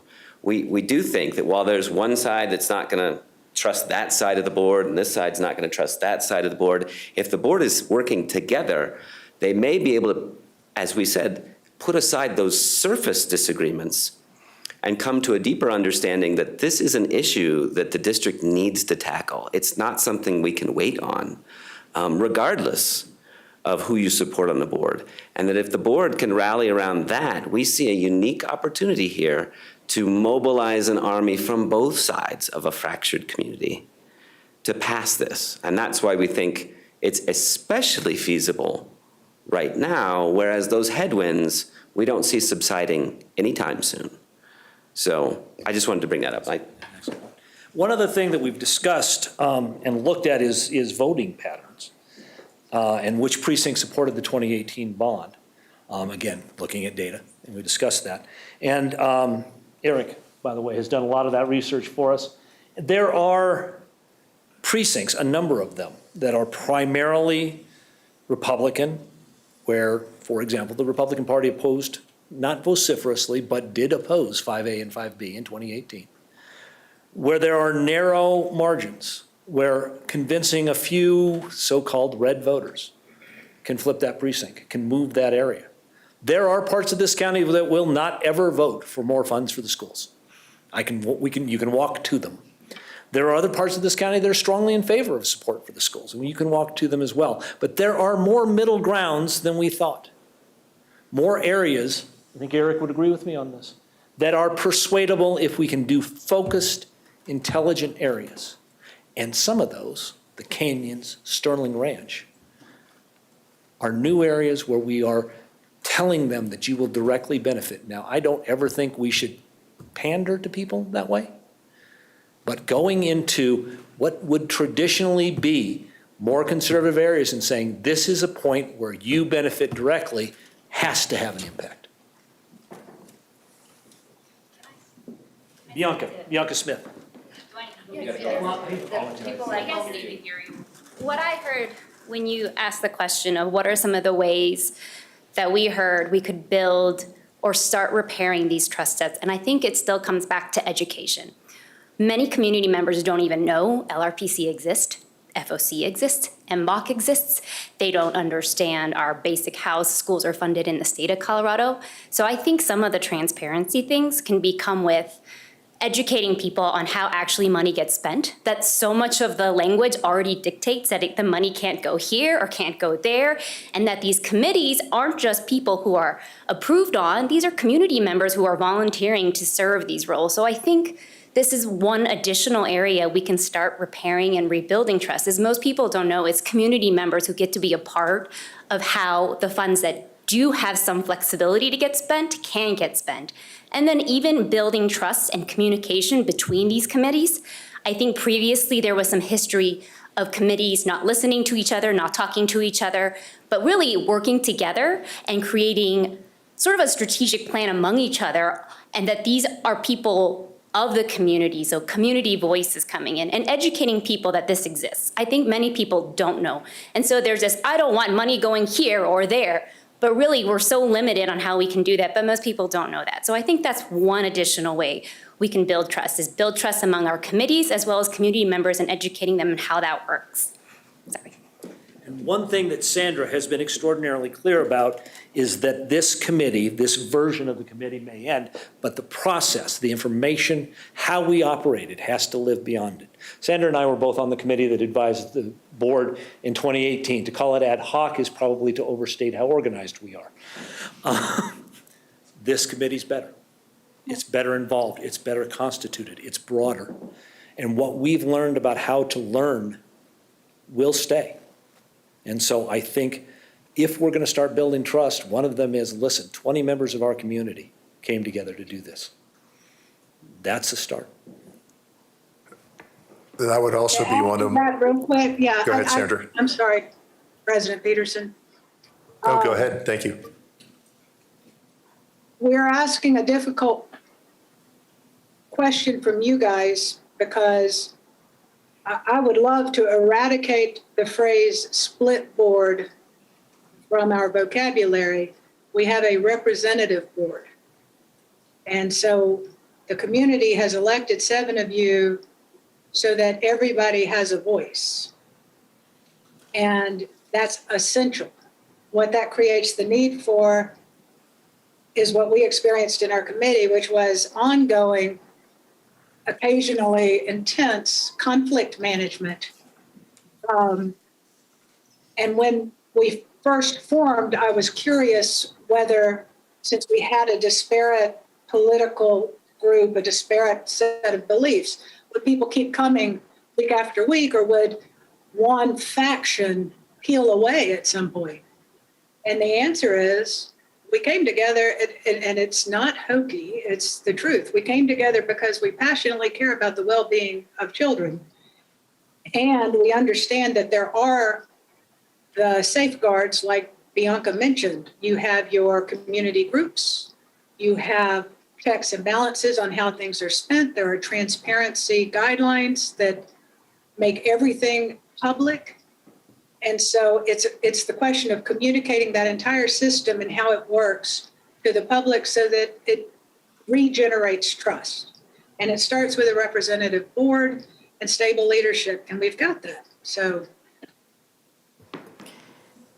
Yeah, my comment was going to be, when I've talked to people about school finance and the Milbon brief that the superintendent put together, part of the education I'm surprised, I guess I shouldn't be, is when I talk about, well, the MBOC and the what? The Milbon Oversight Committee, and how do you know? Well, the Long Range Planning Committee in the Master Capital Plan has identified, and when I describe the role and who is on our committees, and that we are relying on those enduring experts that, in my mind, are the shock absorber for the bounciness of the board, if you will.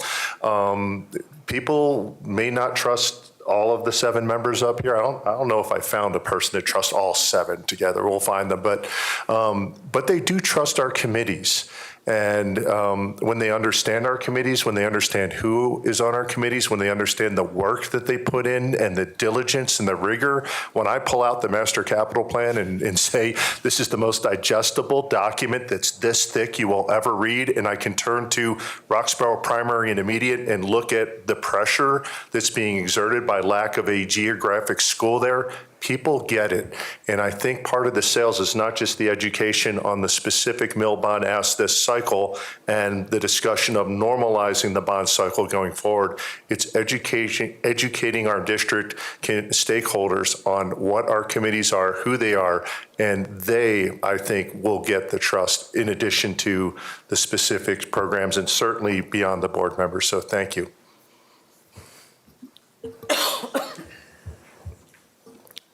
Director Meek. Yeah, I don't mean to dominate, so please jump in. Anyone else? Sandra, I could not agree with you more with calling it a representative board as opposed to a split board. And I don't think we use words like split board pre-reform board years. We had very representative boards who were up here to do what were best for kids. Some were very conservative and some were very liberal, and politics were not involved. And unfortunately, we've moved into this territory, and I think if we can move back to a time or move forward in a way where we talk about, we have a representative board. I was actually talking with someone yesterday who was saying something about you build trust when it's 7-0 votes on a board. And I said, no, I don't think so. Not if you have a really polarized community. You have a very diverse community. People need to hear their views. They need to see civility. So I think I love the idea of using the word representative board, and we have so much power here. And it's wrong of us to ask you, how are you going to build trust? This conversation needs to be for the individuals up here. Like, what are we going to do to tell the community that you can trust us, right? Because unfortunately, the past 7 months or so has created a lot of turmoil. And when statements are made and actions are not congruent with words, that's where there's a lack of trust, or when politics comes into play. And so I think we as a board need to figure out what we can do to help convince the community that you can trust us. And I think we also need to be really transparent with all the conditions that are out there. And so I know we didn't task you to look at, state funding initiatives, but there's a state funding initiative that's on the horizon with Initiative 63. It came up at the Long Range Planning Committee meeting, someone was asking. And so I think we, in our presentations, we have to be able to have a slide that speaks to that or something that addresses that. And I think if we're not being totally open and transparent, we are not, it's a lack of transparency. And so the initiative that's out there potentially would bring 10% of our budget with no tax increase by taking a portion of Tabor refunds. And a segment of our community is very supportive of that. And I think we as a board need to probably talk about that as well, because that is another opportunity out there to help fund our teachers, and it's all earmarked for teachers. And so that just gets to the whole transparency piece. And I know we didn't charge the MBEC to speak to that, or. We did. Oh, okay. But the problem with that initiative. The problem with many of the initiatives is that all of the metro districts would get the funding. We are still competing with Jeffco, with Cherry Creek, with Littleton. So all the school districts are getting the funding. We are not better off. It doesn't change the needle for us. And I think that's, when we looked at a lot of the initiatives, that's where we felt we still needed to go out because our district still needs it. Yeah, so my blood pressure raises a little bit when I hear that $65 million or whatever the 10% number is for our district isn't going to help us. It is. It's going to help our teachers. So the competitive piece, right? Yes, we are left. And so I think our teachers would appreciate that $60 million plus the competitive bump, right? Mm-hmm. And when you look at the gap, the gap that we have in funding, it's less now than it has been because of recent efforts. So I think we need to be doing everything possible to help, fund our teachers. So Colorado has the least competitive teacher pay in the nation, right? So it's a problem for everyone. Yeah. And we should be trying to help everyone, mm-hmm. right? But that's the level of transparency, right? We're just open. We're telling people information. We are being open. We're not trying to maybe not talk about one thing, but talk about another thing. And so, I think our board should talk about that initiative as well, because that would be a nice addition to our budget to help fund our teacher pay, and it's definitely needed. So anyway, I think the transparency part, it's an accountability part is a really, really important area for us to address. And thank you all for addressing, those areas as well. Every part of our feedback says that. There is not anybody that we spoke to, scientific poll, Magellan, feedback, anybody we spoke to that didn't raise trust and transparency. I do believe the policies can help fix some of that, but unquestionably public-facing comments, public-facing actions are more important. And refresh me if you would, Superintendent Kane, the timeline, because we canceled our July meeting, we have to have a vote on the 21st of the possibility of putting a ballot measure on, but our final vote on any language would come in the second meeting in August, correct? That is correct. So the June 21st meeting is when you would make have a vote to decide if you want to notify the election authorities that you may have an initiative on the ballot. August 7th is when staff would present some kind of recommendation, and the last meeting in August, which I think is August 29th, would be when you all would consider whether or not you want to put something on the ballot and what that language will look like. That timeline is consistent with what happened in 2018. And the funding implication, so basically June 21st, when that vote would happen, is when the cost would incur to us. Like, when does the cost incur? Okay, so it wouldn't influence the cost. We have until August. I don't believe so, but let me triple check that, but I don't believe so. Okay. Okay. Director Hansen.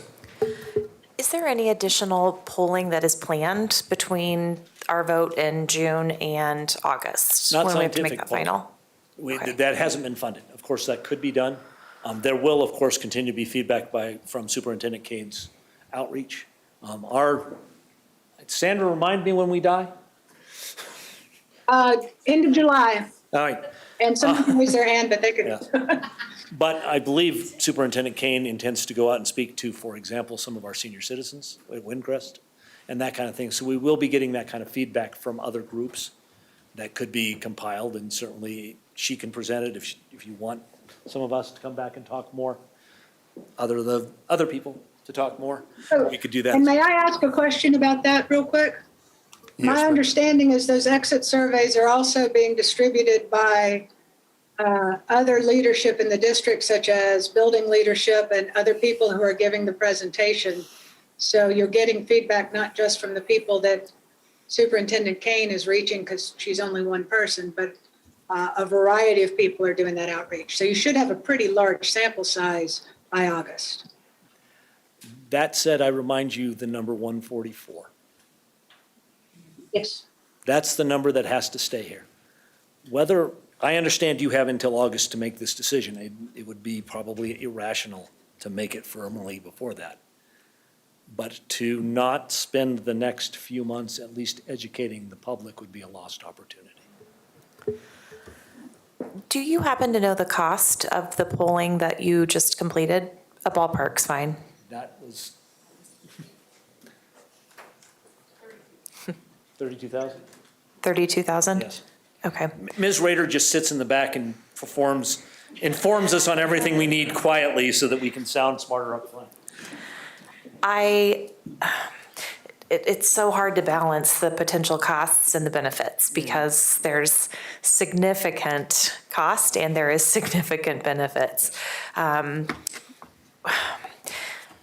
appreciate the polling that is free as people are leaving any presentation. I also completely think that we're going to have consistent data across the board as people are leaving presentations, as they are engaged and informed.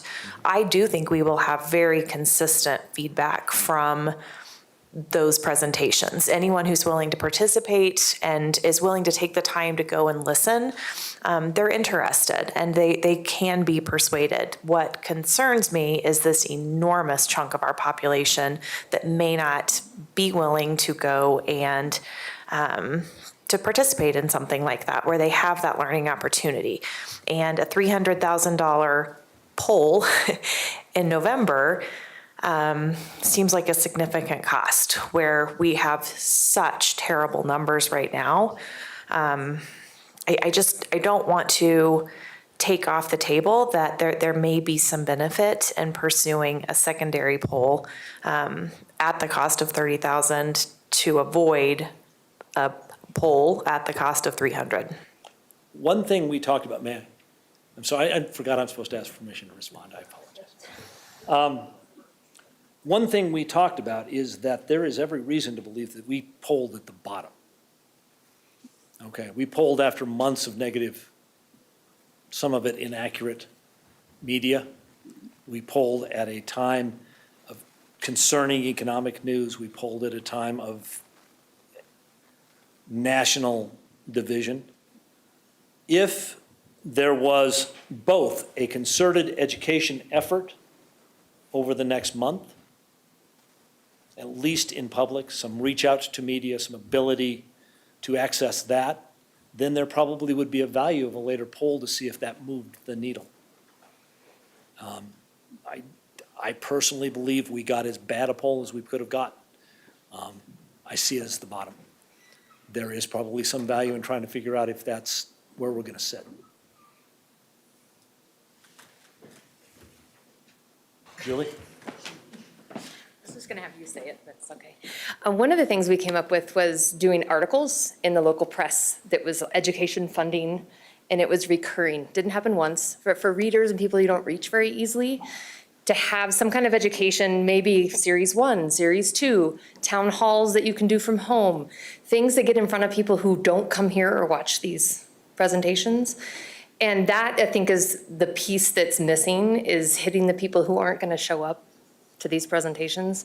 You have to find a way to figure out what they are reading and where they are getting their information and get in front of it, whether that is getting an interview with someone on the conservative side of the political spectrum and the more liberal side of the political spectrum, and having them write articles in positive about Milbon.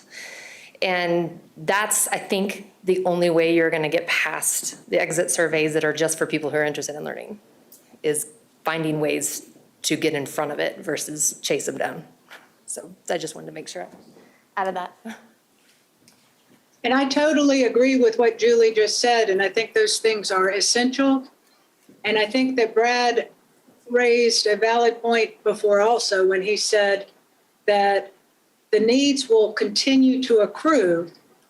So it's essential that the momentum supersedes that it passes those needs, because they're just going to keep increasing. And so making a calculated risk to wait a year and then have a one shot a year from November is a high risk proposition. I will tell you, when you sit at a meeting and Angela Thomas and Andy Jones say that they'll join hand in hand and knock on doors, you perhaps get just a little bit more optimistic. Other director comments? Director Myers, then Director Ray. Sure. Brad, I want you to take this as a compliment, but I don't think I've had a preaching like that in quite a while. So, and one of the things that you did bring out in your presentation, the narrow road, which to me is a challenge. And so I don't mind a challenge. And I think one of the things that hopefully the board can find common ground on is we know that our teachers need this. And I know my daughter who lives in Crystal Valley, they were sold out there, those homes, with the promise of a school. And so they probably shouldn't have done that, but we are the ones that are going to have to bring that promise about. And now that I'm out more in public and in community and even in the neighborhoods over there, they know, and they have kids, that we have to do this. And so I want the challenge that I think we need to come to common ground, that we need to try this so that they can see that we're vested. And I know I'm not trying to say we're throwing away $300,000, but I think that with that challenge, we can step up and say, we're going to try to do this for our community. The economic times are not good, but we know that our kids are the most important viable source in this district, and we need them to stay here, and we need to educate them, and we need the best of the teachers. And if I may, the people who made those promises are the developers. Perhaps the people who made those promises are the developers. Maybe they can chip in $1 or $2 to help us publicize. That sounds like a joke. That's exactly who funds these in other places. If you're building in Solstice or Sterling Ranch or Crystal Valley or Canyons, and you're promising that we're going to get you a neighborhood school, well, the best way to do that is help fund a well-resourced campaign committee to help with that. And that's not a hard argument. We just have to make it. So thank you, group. I mean, my goodness, I'm on a few committees, but wow, yours is really going after it. So I know you've done a lot of work, so we thank you.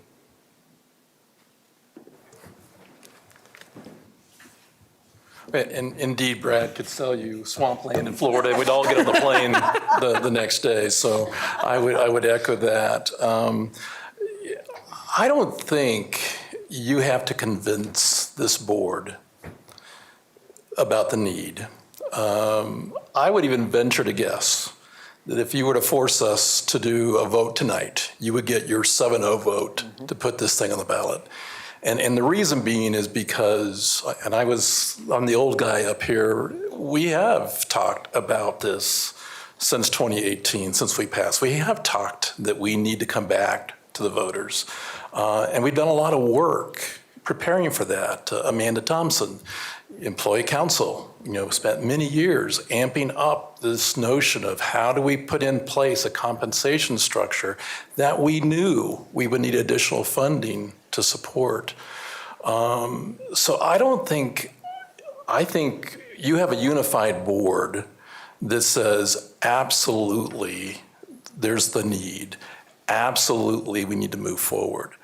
I do think the critical issue of the next 144 days is indeed trust. And we've heard that come up over and over again. I don't think you get trust by selling, quite honestly. I think you get at trust by asking the hard question of what will it take to gain your trust, our trust, your trust.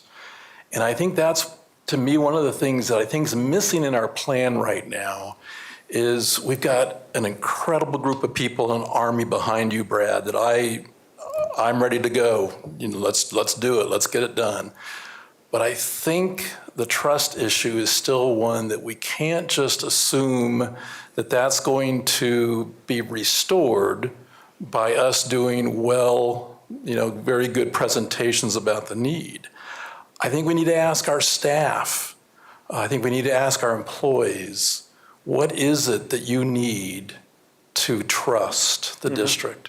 I think we haven't done a survey with our community, a climate and culture survey, to really ask our community, what is it you need to gain that trust so that it does return to where it was back in 2018?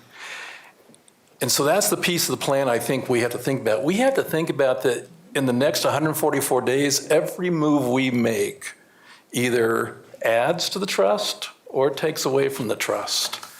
And so I'm very concerned about that as well, as about our actions from this point on, because we have an opportunity indeed, like you said, to convince 28% of some undecided people.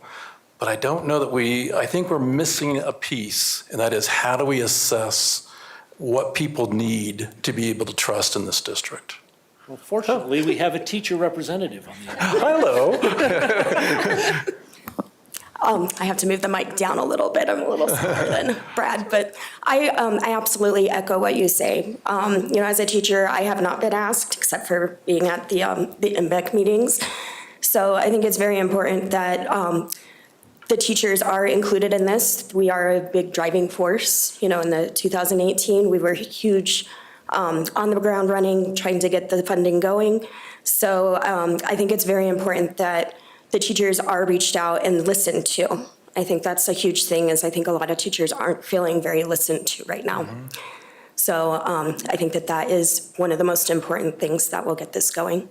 Yeah, I agree, and I would even expand that beyond teachers. Yes. I think all our employees need to have an opportunity to really have their voice heard about what it will take to restore their trust, because I do think there's a lot of hesitancy right now in our employees to wonder, can we trust this board? And I agree with Sandra how wonderful it is that we are a representative board. I do think there's a definite asset, but I think where we're missing a little bit is, I know there's some questions about polling and wanting to do more polling. I don't think you continue to poll to try to get different results. I'm just not a fan of that. But I do think that we could certainly survey and really talk to our employees about what will it take for your trust to be restored in the system, and that we would and then we have to do some actions immediately that show, okay, we heard these themes, and I would venture to guess that it's more than just compensation and benefits for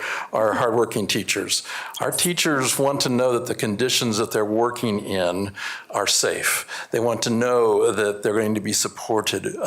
So there's a whole plethora of other things that I think come into play than just simply compensation and benefits. So one of the things that I would like us to explore is how do we get at the core, the root issue that we've brought up and we talk about over and over again is trust, trust, trust, trust. Well, the thing that's going to restore trust is we got to find out what is it going to take for you to trust us. So that would be my advocacy. I appreciate your perspective. I think you're right on. And I appreciate your dedication to our kids especially. Thank you. Well, and I think that goes with the whole community beyond just staff and teachers. I think that we really need to ask and listen, what is it that is getting in the way of that trust? And I think that's very important. Thank you. And I have to be honest, again, we told you we'd be honest about the headwinds. When we polled teachers, they were very clear that they supported the bond, they supported the mill, they think we need these needs. And when asked, would you be interested in presenting the information you learned today or volunteering in another role to get the word out about DCSD's funding challenges? Yes, 13%. That is, again, indicative that there are bonds that need to be created and rebuilt. We have time over the summer to address the non-school community. Were I in charge, that would seem where we would focus now.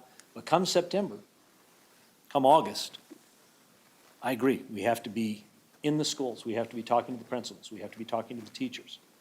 We have to start, of course, with the administration that works through the summer and be ready for when that hits. And then we have to go to the DACs and the SACs and the PTOs. The first thing they see when they walk in the door in August has to be, let's go. I apologize. Well, and to tag on to that, you guys know that the reason that I volunteered to lead this committee is not because I have a child in the district, because my child is 23. But in Sedalia, I kept hearing my neighbors talk about how teachers needed to be compensated fairly and they needed to be appreciated for the work they did through the pandemic. This was all about support for teachers. I look at this poll and I see 92% of the population wants to support teachers. Compensation is a metric by which you can measure community support. And so that momentum I'm talking about in terms of recommending that you guys move forward with haste is partly because I am really interested in seeing a different group come out for the campaign this summer who do support teachers. I want to see those community members out in there. I want to see the windshields painted. I want to see all of that because I want the teachers to know that that support already exists. And if it didn't exist, then we wouldn't have 20, 24 people meeting weekly since February for the primary reason of getting them compensation and making sure that they have safe, secure, and modern facilities in which to work. Imagine if when the teachers came back in August, we could go say, we have spent the summer talking to Schwab, we spent the summer talking to the Chamber of Commerce, we spent the summer soliciting money from the developers to support this. We've proven to you that this is important to us. Now tell us what you need to know to help prove that so that we can help you go forward.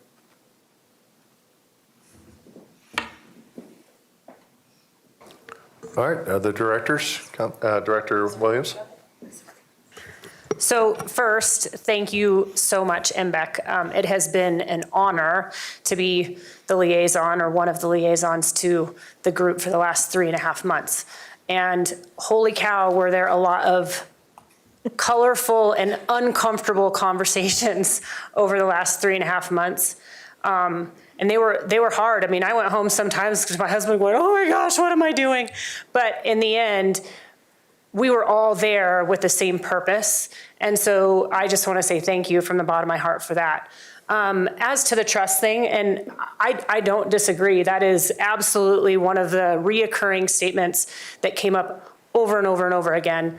And so we do have work to do. And I think, while I don't disagree with the polling idea and reaching out and talking, it really is going to start with the 7 of us of linking arms and saying, hey, listen, we agree and we're going to move forward and we're going to do this together.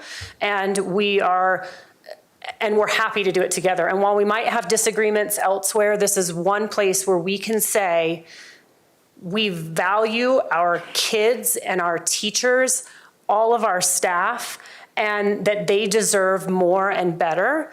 And the best way we can do that is to model it and be up here and doing that together. So that's where I would start. And the other thing that I would say is the only way that we guarantee that we don't get funding is to not try. So how can we not try, even if there's only a 10% chance that we make it? So that's what I would say. So thank you, guys. So also to mention something that really struck me because I didn't realize that this would even happen. When we had the Democrats and the Republicans, I'm not sure I should say which party said this, but the head, well, I'm going to say it. So the Democrat leader said, here's what I want you to do. I want you to get your literature together. And let's say you print out 15,000 flyers. We're going to have people out on the street. We will drop off literature in support of teachers in schools. We'll just piggyback it on our literature that we're already getting the word out about. So if the political folks are saying, hey, we're willing to embrace this nonpartisan effort, then surely those of us who are partisan and want to embrace this effort can come together. I mean, it seems so simple. So I really want to clarify one thing when I said 144 days plus a year. I wasn't saying wait till next year and start. I was saying you're starting the campaign now. Like Superintendent Kane, I had the honor of attending 2 presentations with Director Williams to hear her speak last night and this morning. And I mean, this needs to be happening. And my question has been, is that enough to get there, right, in 144 days? And so I'm intrigued with the idea of additional polling after certain actions have taken place and perhaps certain commitments have been made. So that's just something I'm thinking about a little bit right now.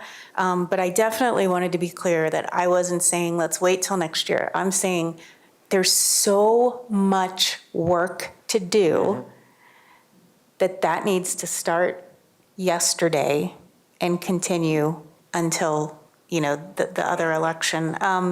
So I just wanted to clarify, did we say that we would reach out and have New Bridge Strategy attend the next meeting? Are we thinking that is what we would want to do or not do? Yeah, there's agenda planning's tomorrow because of some adjusted schedules for the 21st. So I would, I'll ask the superintendent to weigh in and certainly try to get some input from Ms. Brownring on that as well, whether we think that would be good. So Superintendent Kane, did you have something or?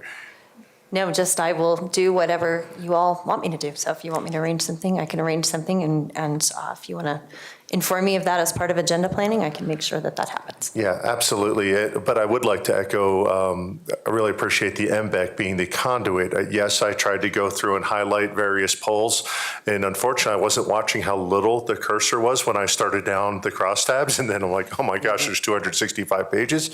But did do my best effort to read through. But that being said, this is why we have MBEC, because we've seen it before. We've brought in other consultants on other issues, and then we've had our committees offer different opinions, and frankly, I think in some cases, wiser, more informed, broader opinions than just a pollster could take. So I really do appreciate the time that MBEC took to take all these different polls and really combine them together and put them in a comprehensive package that does, I think, give us a lot more insight beyond the polls in isolation. So thank you. Yeah, thank you. So I just wanted to make sure, because I know the bottom line page changed with the polling document from what MBEC received and what you forwarded over yesterday. And I'm just trying to understand what caused that change or... Okay, so that's why I thought it would be helpful to have the pollster explain that. And then if we did want to consider doing another poll, it would be really helpful to get their input on that. And then lastly, the community engagement plan piece, I'm just going to bring that up again because in January, I don't know if you remember, I handed out that community linkage plan. That's an engagement plan, right? And I think I asked if we could add that to the retreat next week. I'm not sure, I think you said there may not be time to add that, but in my opinion, that is the plan that needs to be underway. It's meant to be a very intentional outreach plan, so you are reaching people intentionally, and it's not just waiting for people to come to you. And I feel like that conversation happening sooner rather than later would be really beneficial given the work that we have underway.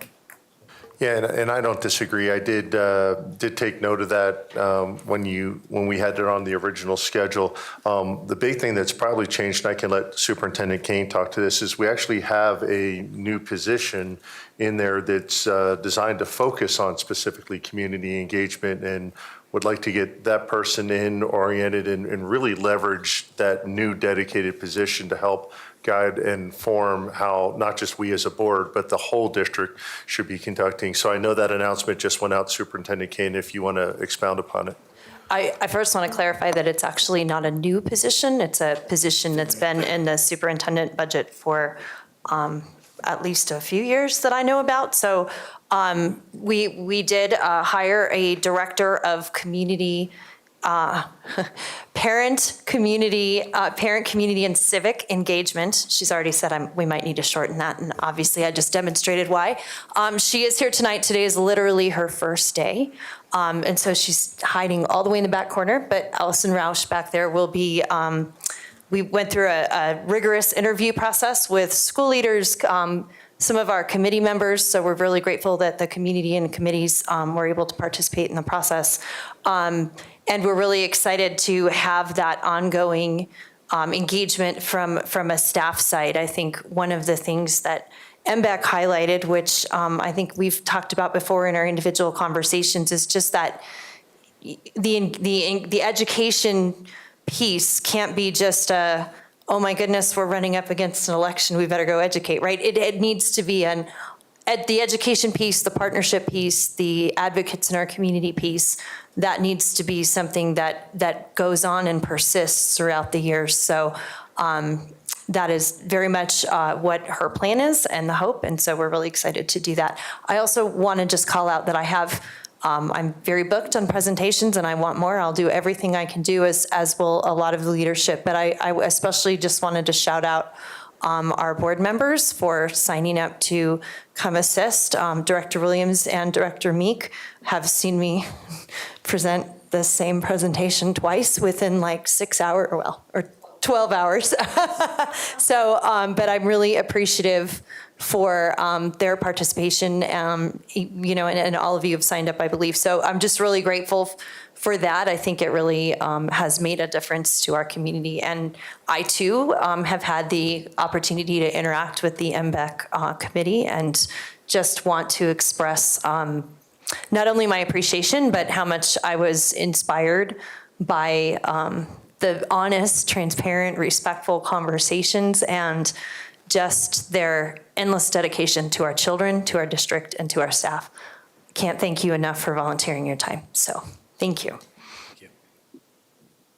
All right, if there's no more questions or comments, Ms. Brownrigg, I will give you the last comments.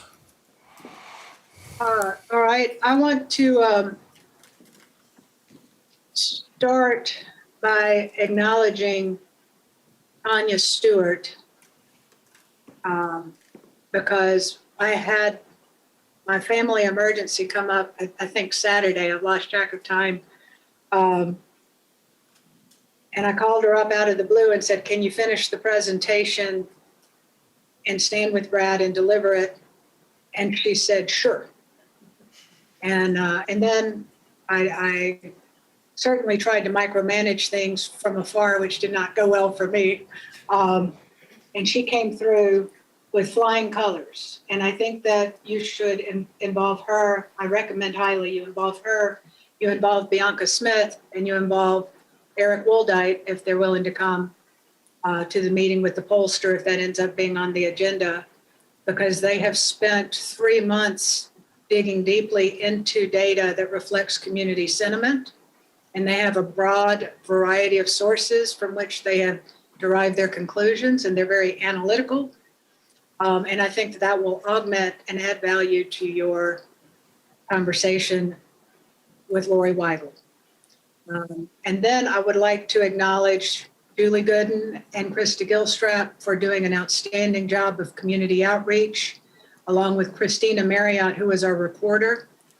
They got 64 people to give us deep anecdotal data from a variety of perspectives, and they spent a lot of time doing that. I'd also like to acknowledge Joe Robinson, who is not here tonight, who stepped in as vice chair when our vice chair had to resign, and he was a huge help.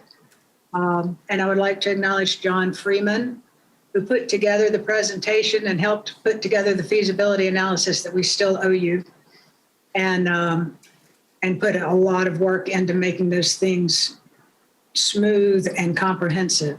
And then, of course, Brad Geiger is just a treasure, and I would follow you into battle anywhere, Brad. Thank you for everything you've done. And then I saw Janine there. I can't name everybody, so if I'm missing you, I'm so sorry. Becky, of course, representing the teacher voice and putting us in touch with different people in the community. This was an incredible group. It was an incredible experience, and it was the most honest and straightforward interactions that I have had in my 10 plus years of volunteering at the district off and on. So thank you guys. And thank you too, again, to the representative board for providing someone for each person to trust and for coming together for the well-being of the kids. It's, we've got this. It's just a question of when at this point. So thank you. All right, thank you, Ms. Brownrigg. And thank you to all the presenters today.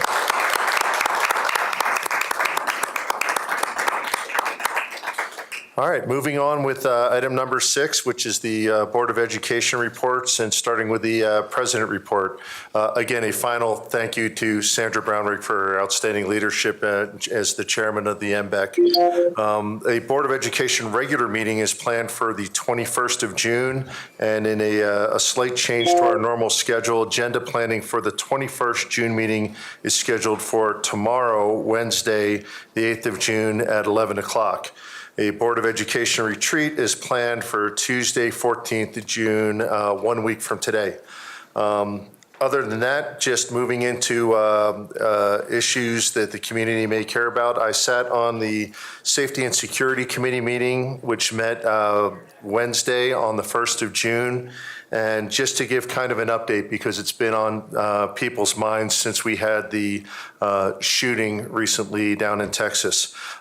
Just to give folks an update without going into some of the specific details, money received from the county commissioners following the 2019 STEM shooting.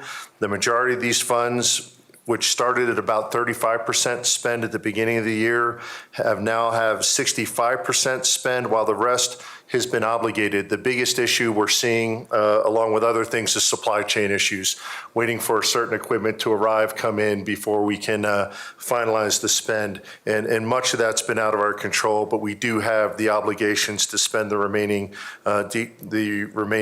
funds there. So thank you to the county commissioners for that money, and be assured it's being well spent. Without going into specific details, that money has gone to a combination of physical, communication, coordination, training, and response issues that will continue to be addressed in our future. And the other thing I'll be happy to report is throughout the year, we had best practices being shared by other districts. During the short time I was on the committee as the liaison, we had representatives from Jeffco, Cherry Creek, Denver Public Schools, all come down and talk about their unique security situations, what they were doing, the things that may or may not be applicable to Douglas County.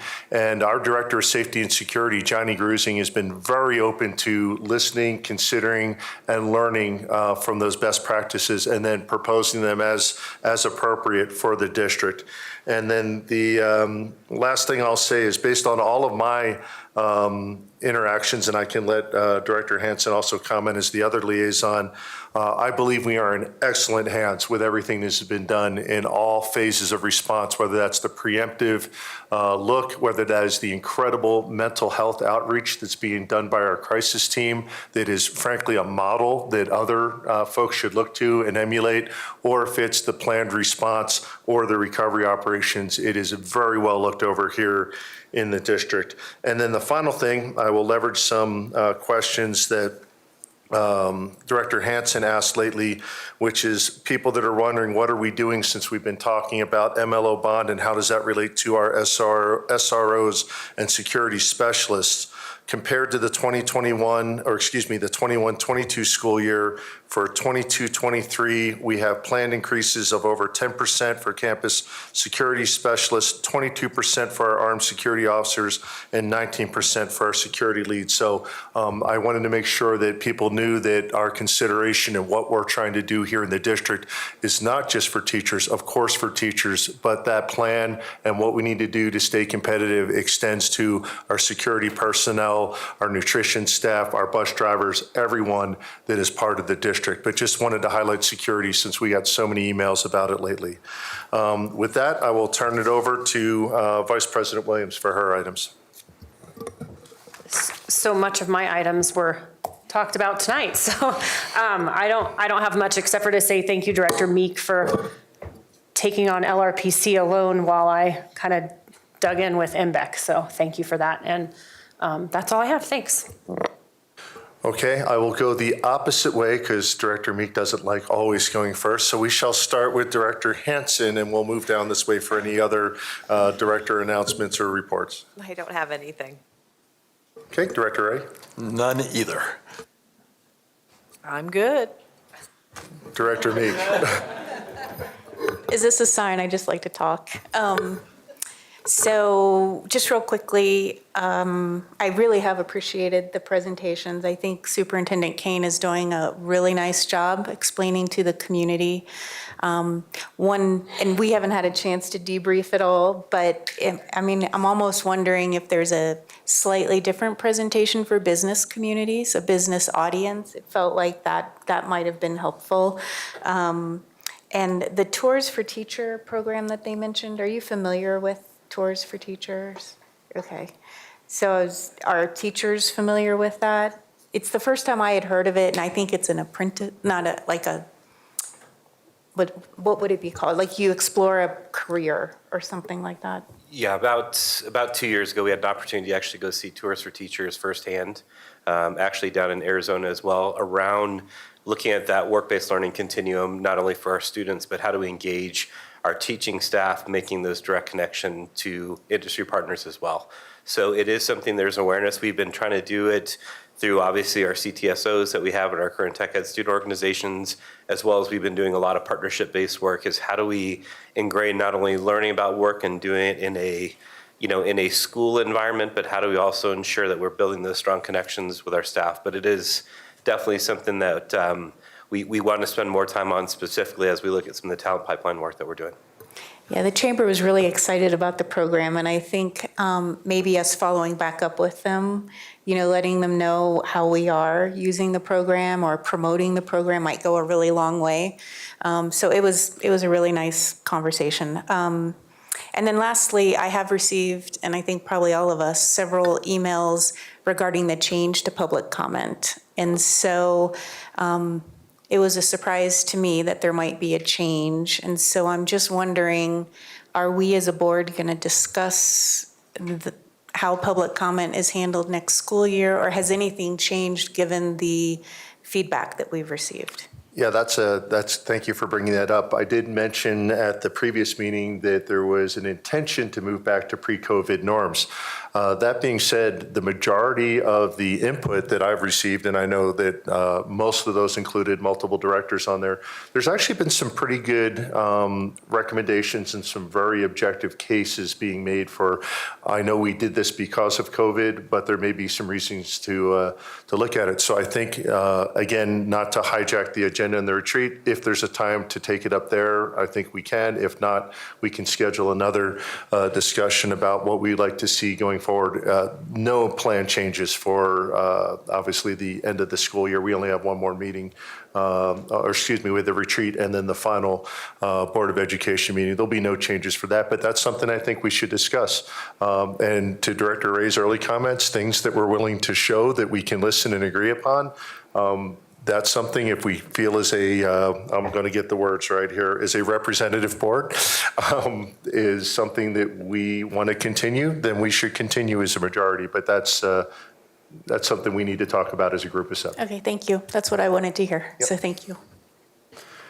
Okay, with that, if there are no other comments, we will move to item number 9, which is adjournment. I think it's the only vote we've had other than the roll call tonight. So moved. We have a movement by Williams. Second. And a second by Ray. Hanson. Aye. Meek. Aye. Myers. Aye. Peterson. Aye. Ray. Aye. Williams. Aye. Weiniger is not here. Who left? We will pass that 6-0, and the meeting is now adjourned. Thank you. Recording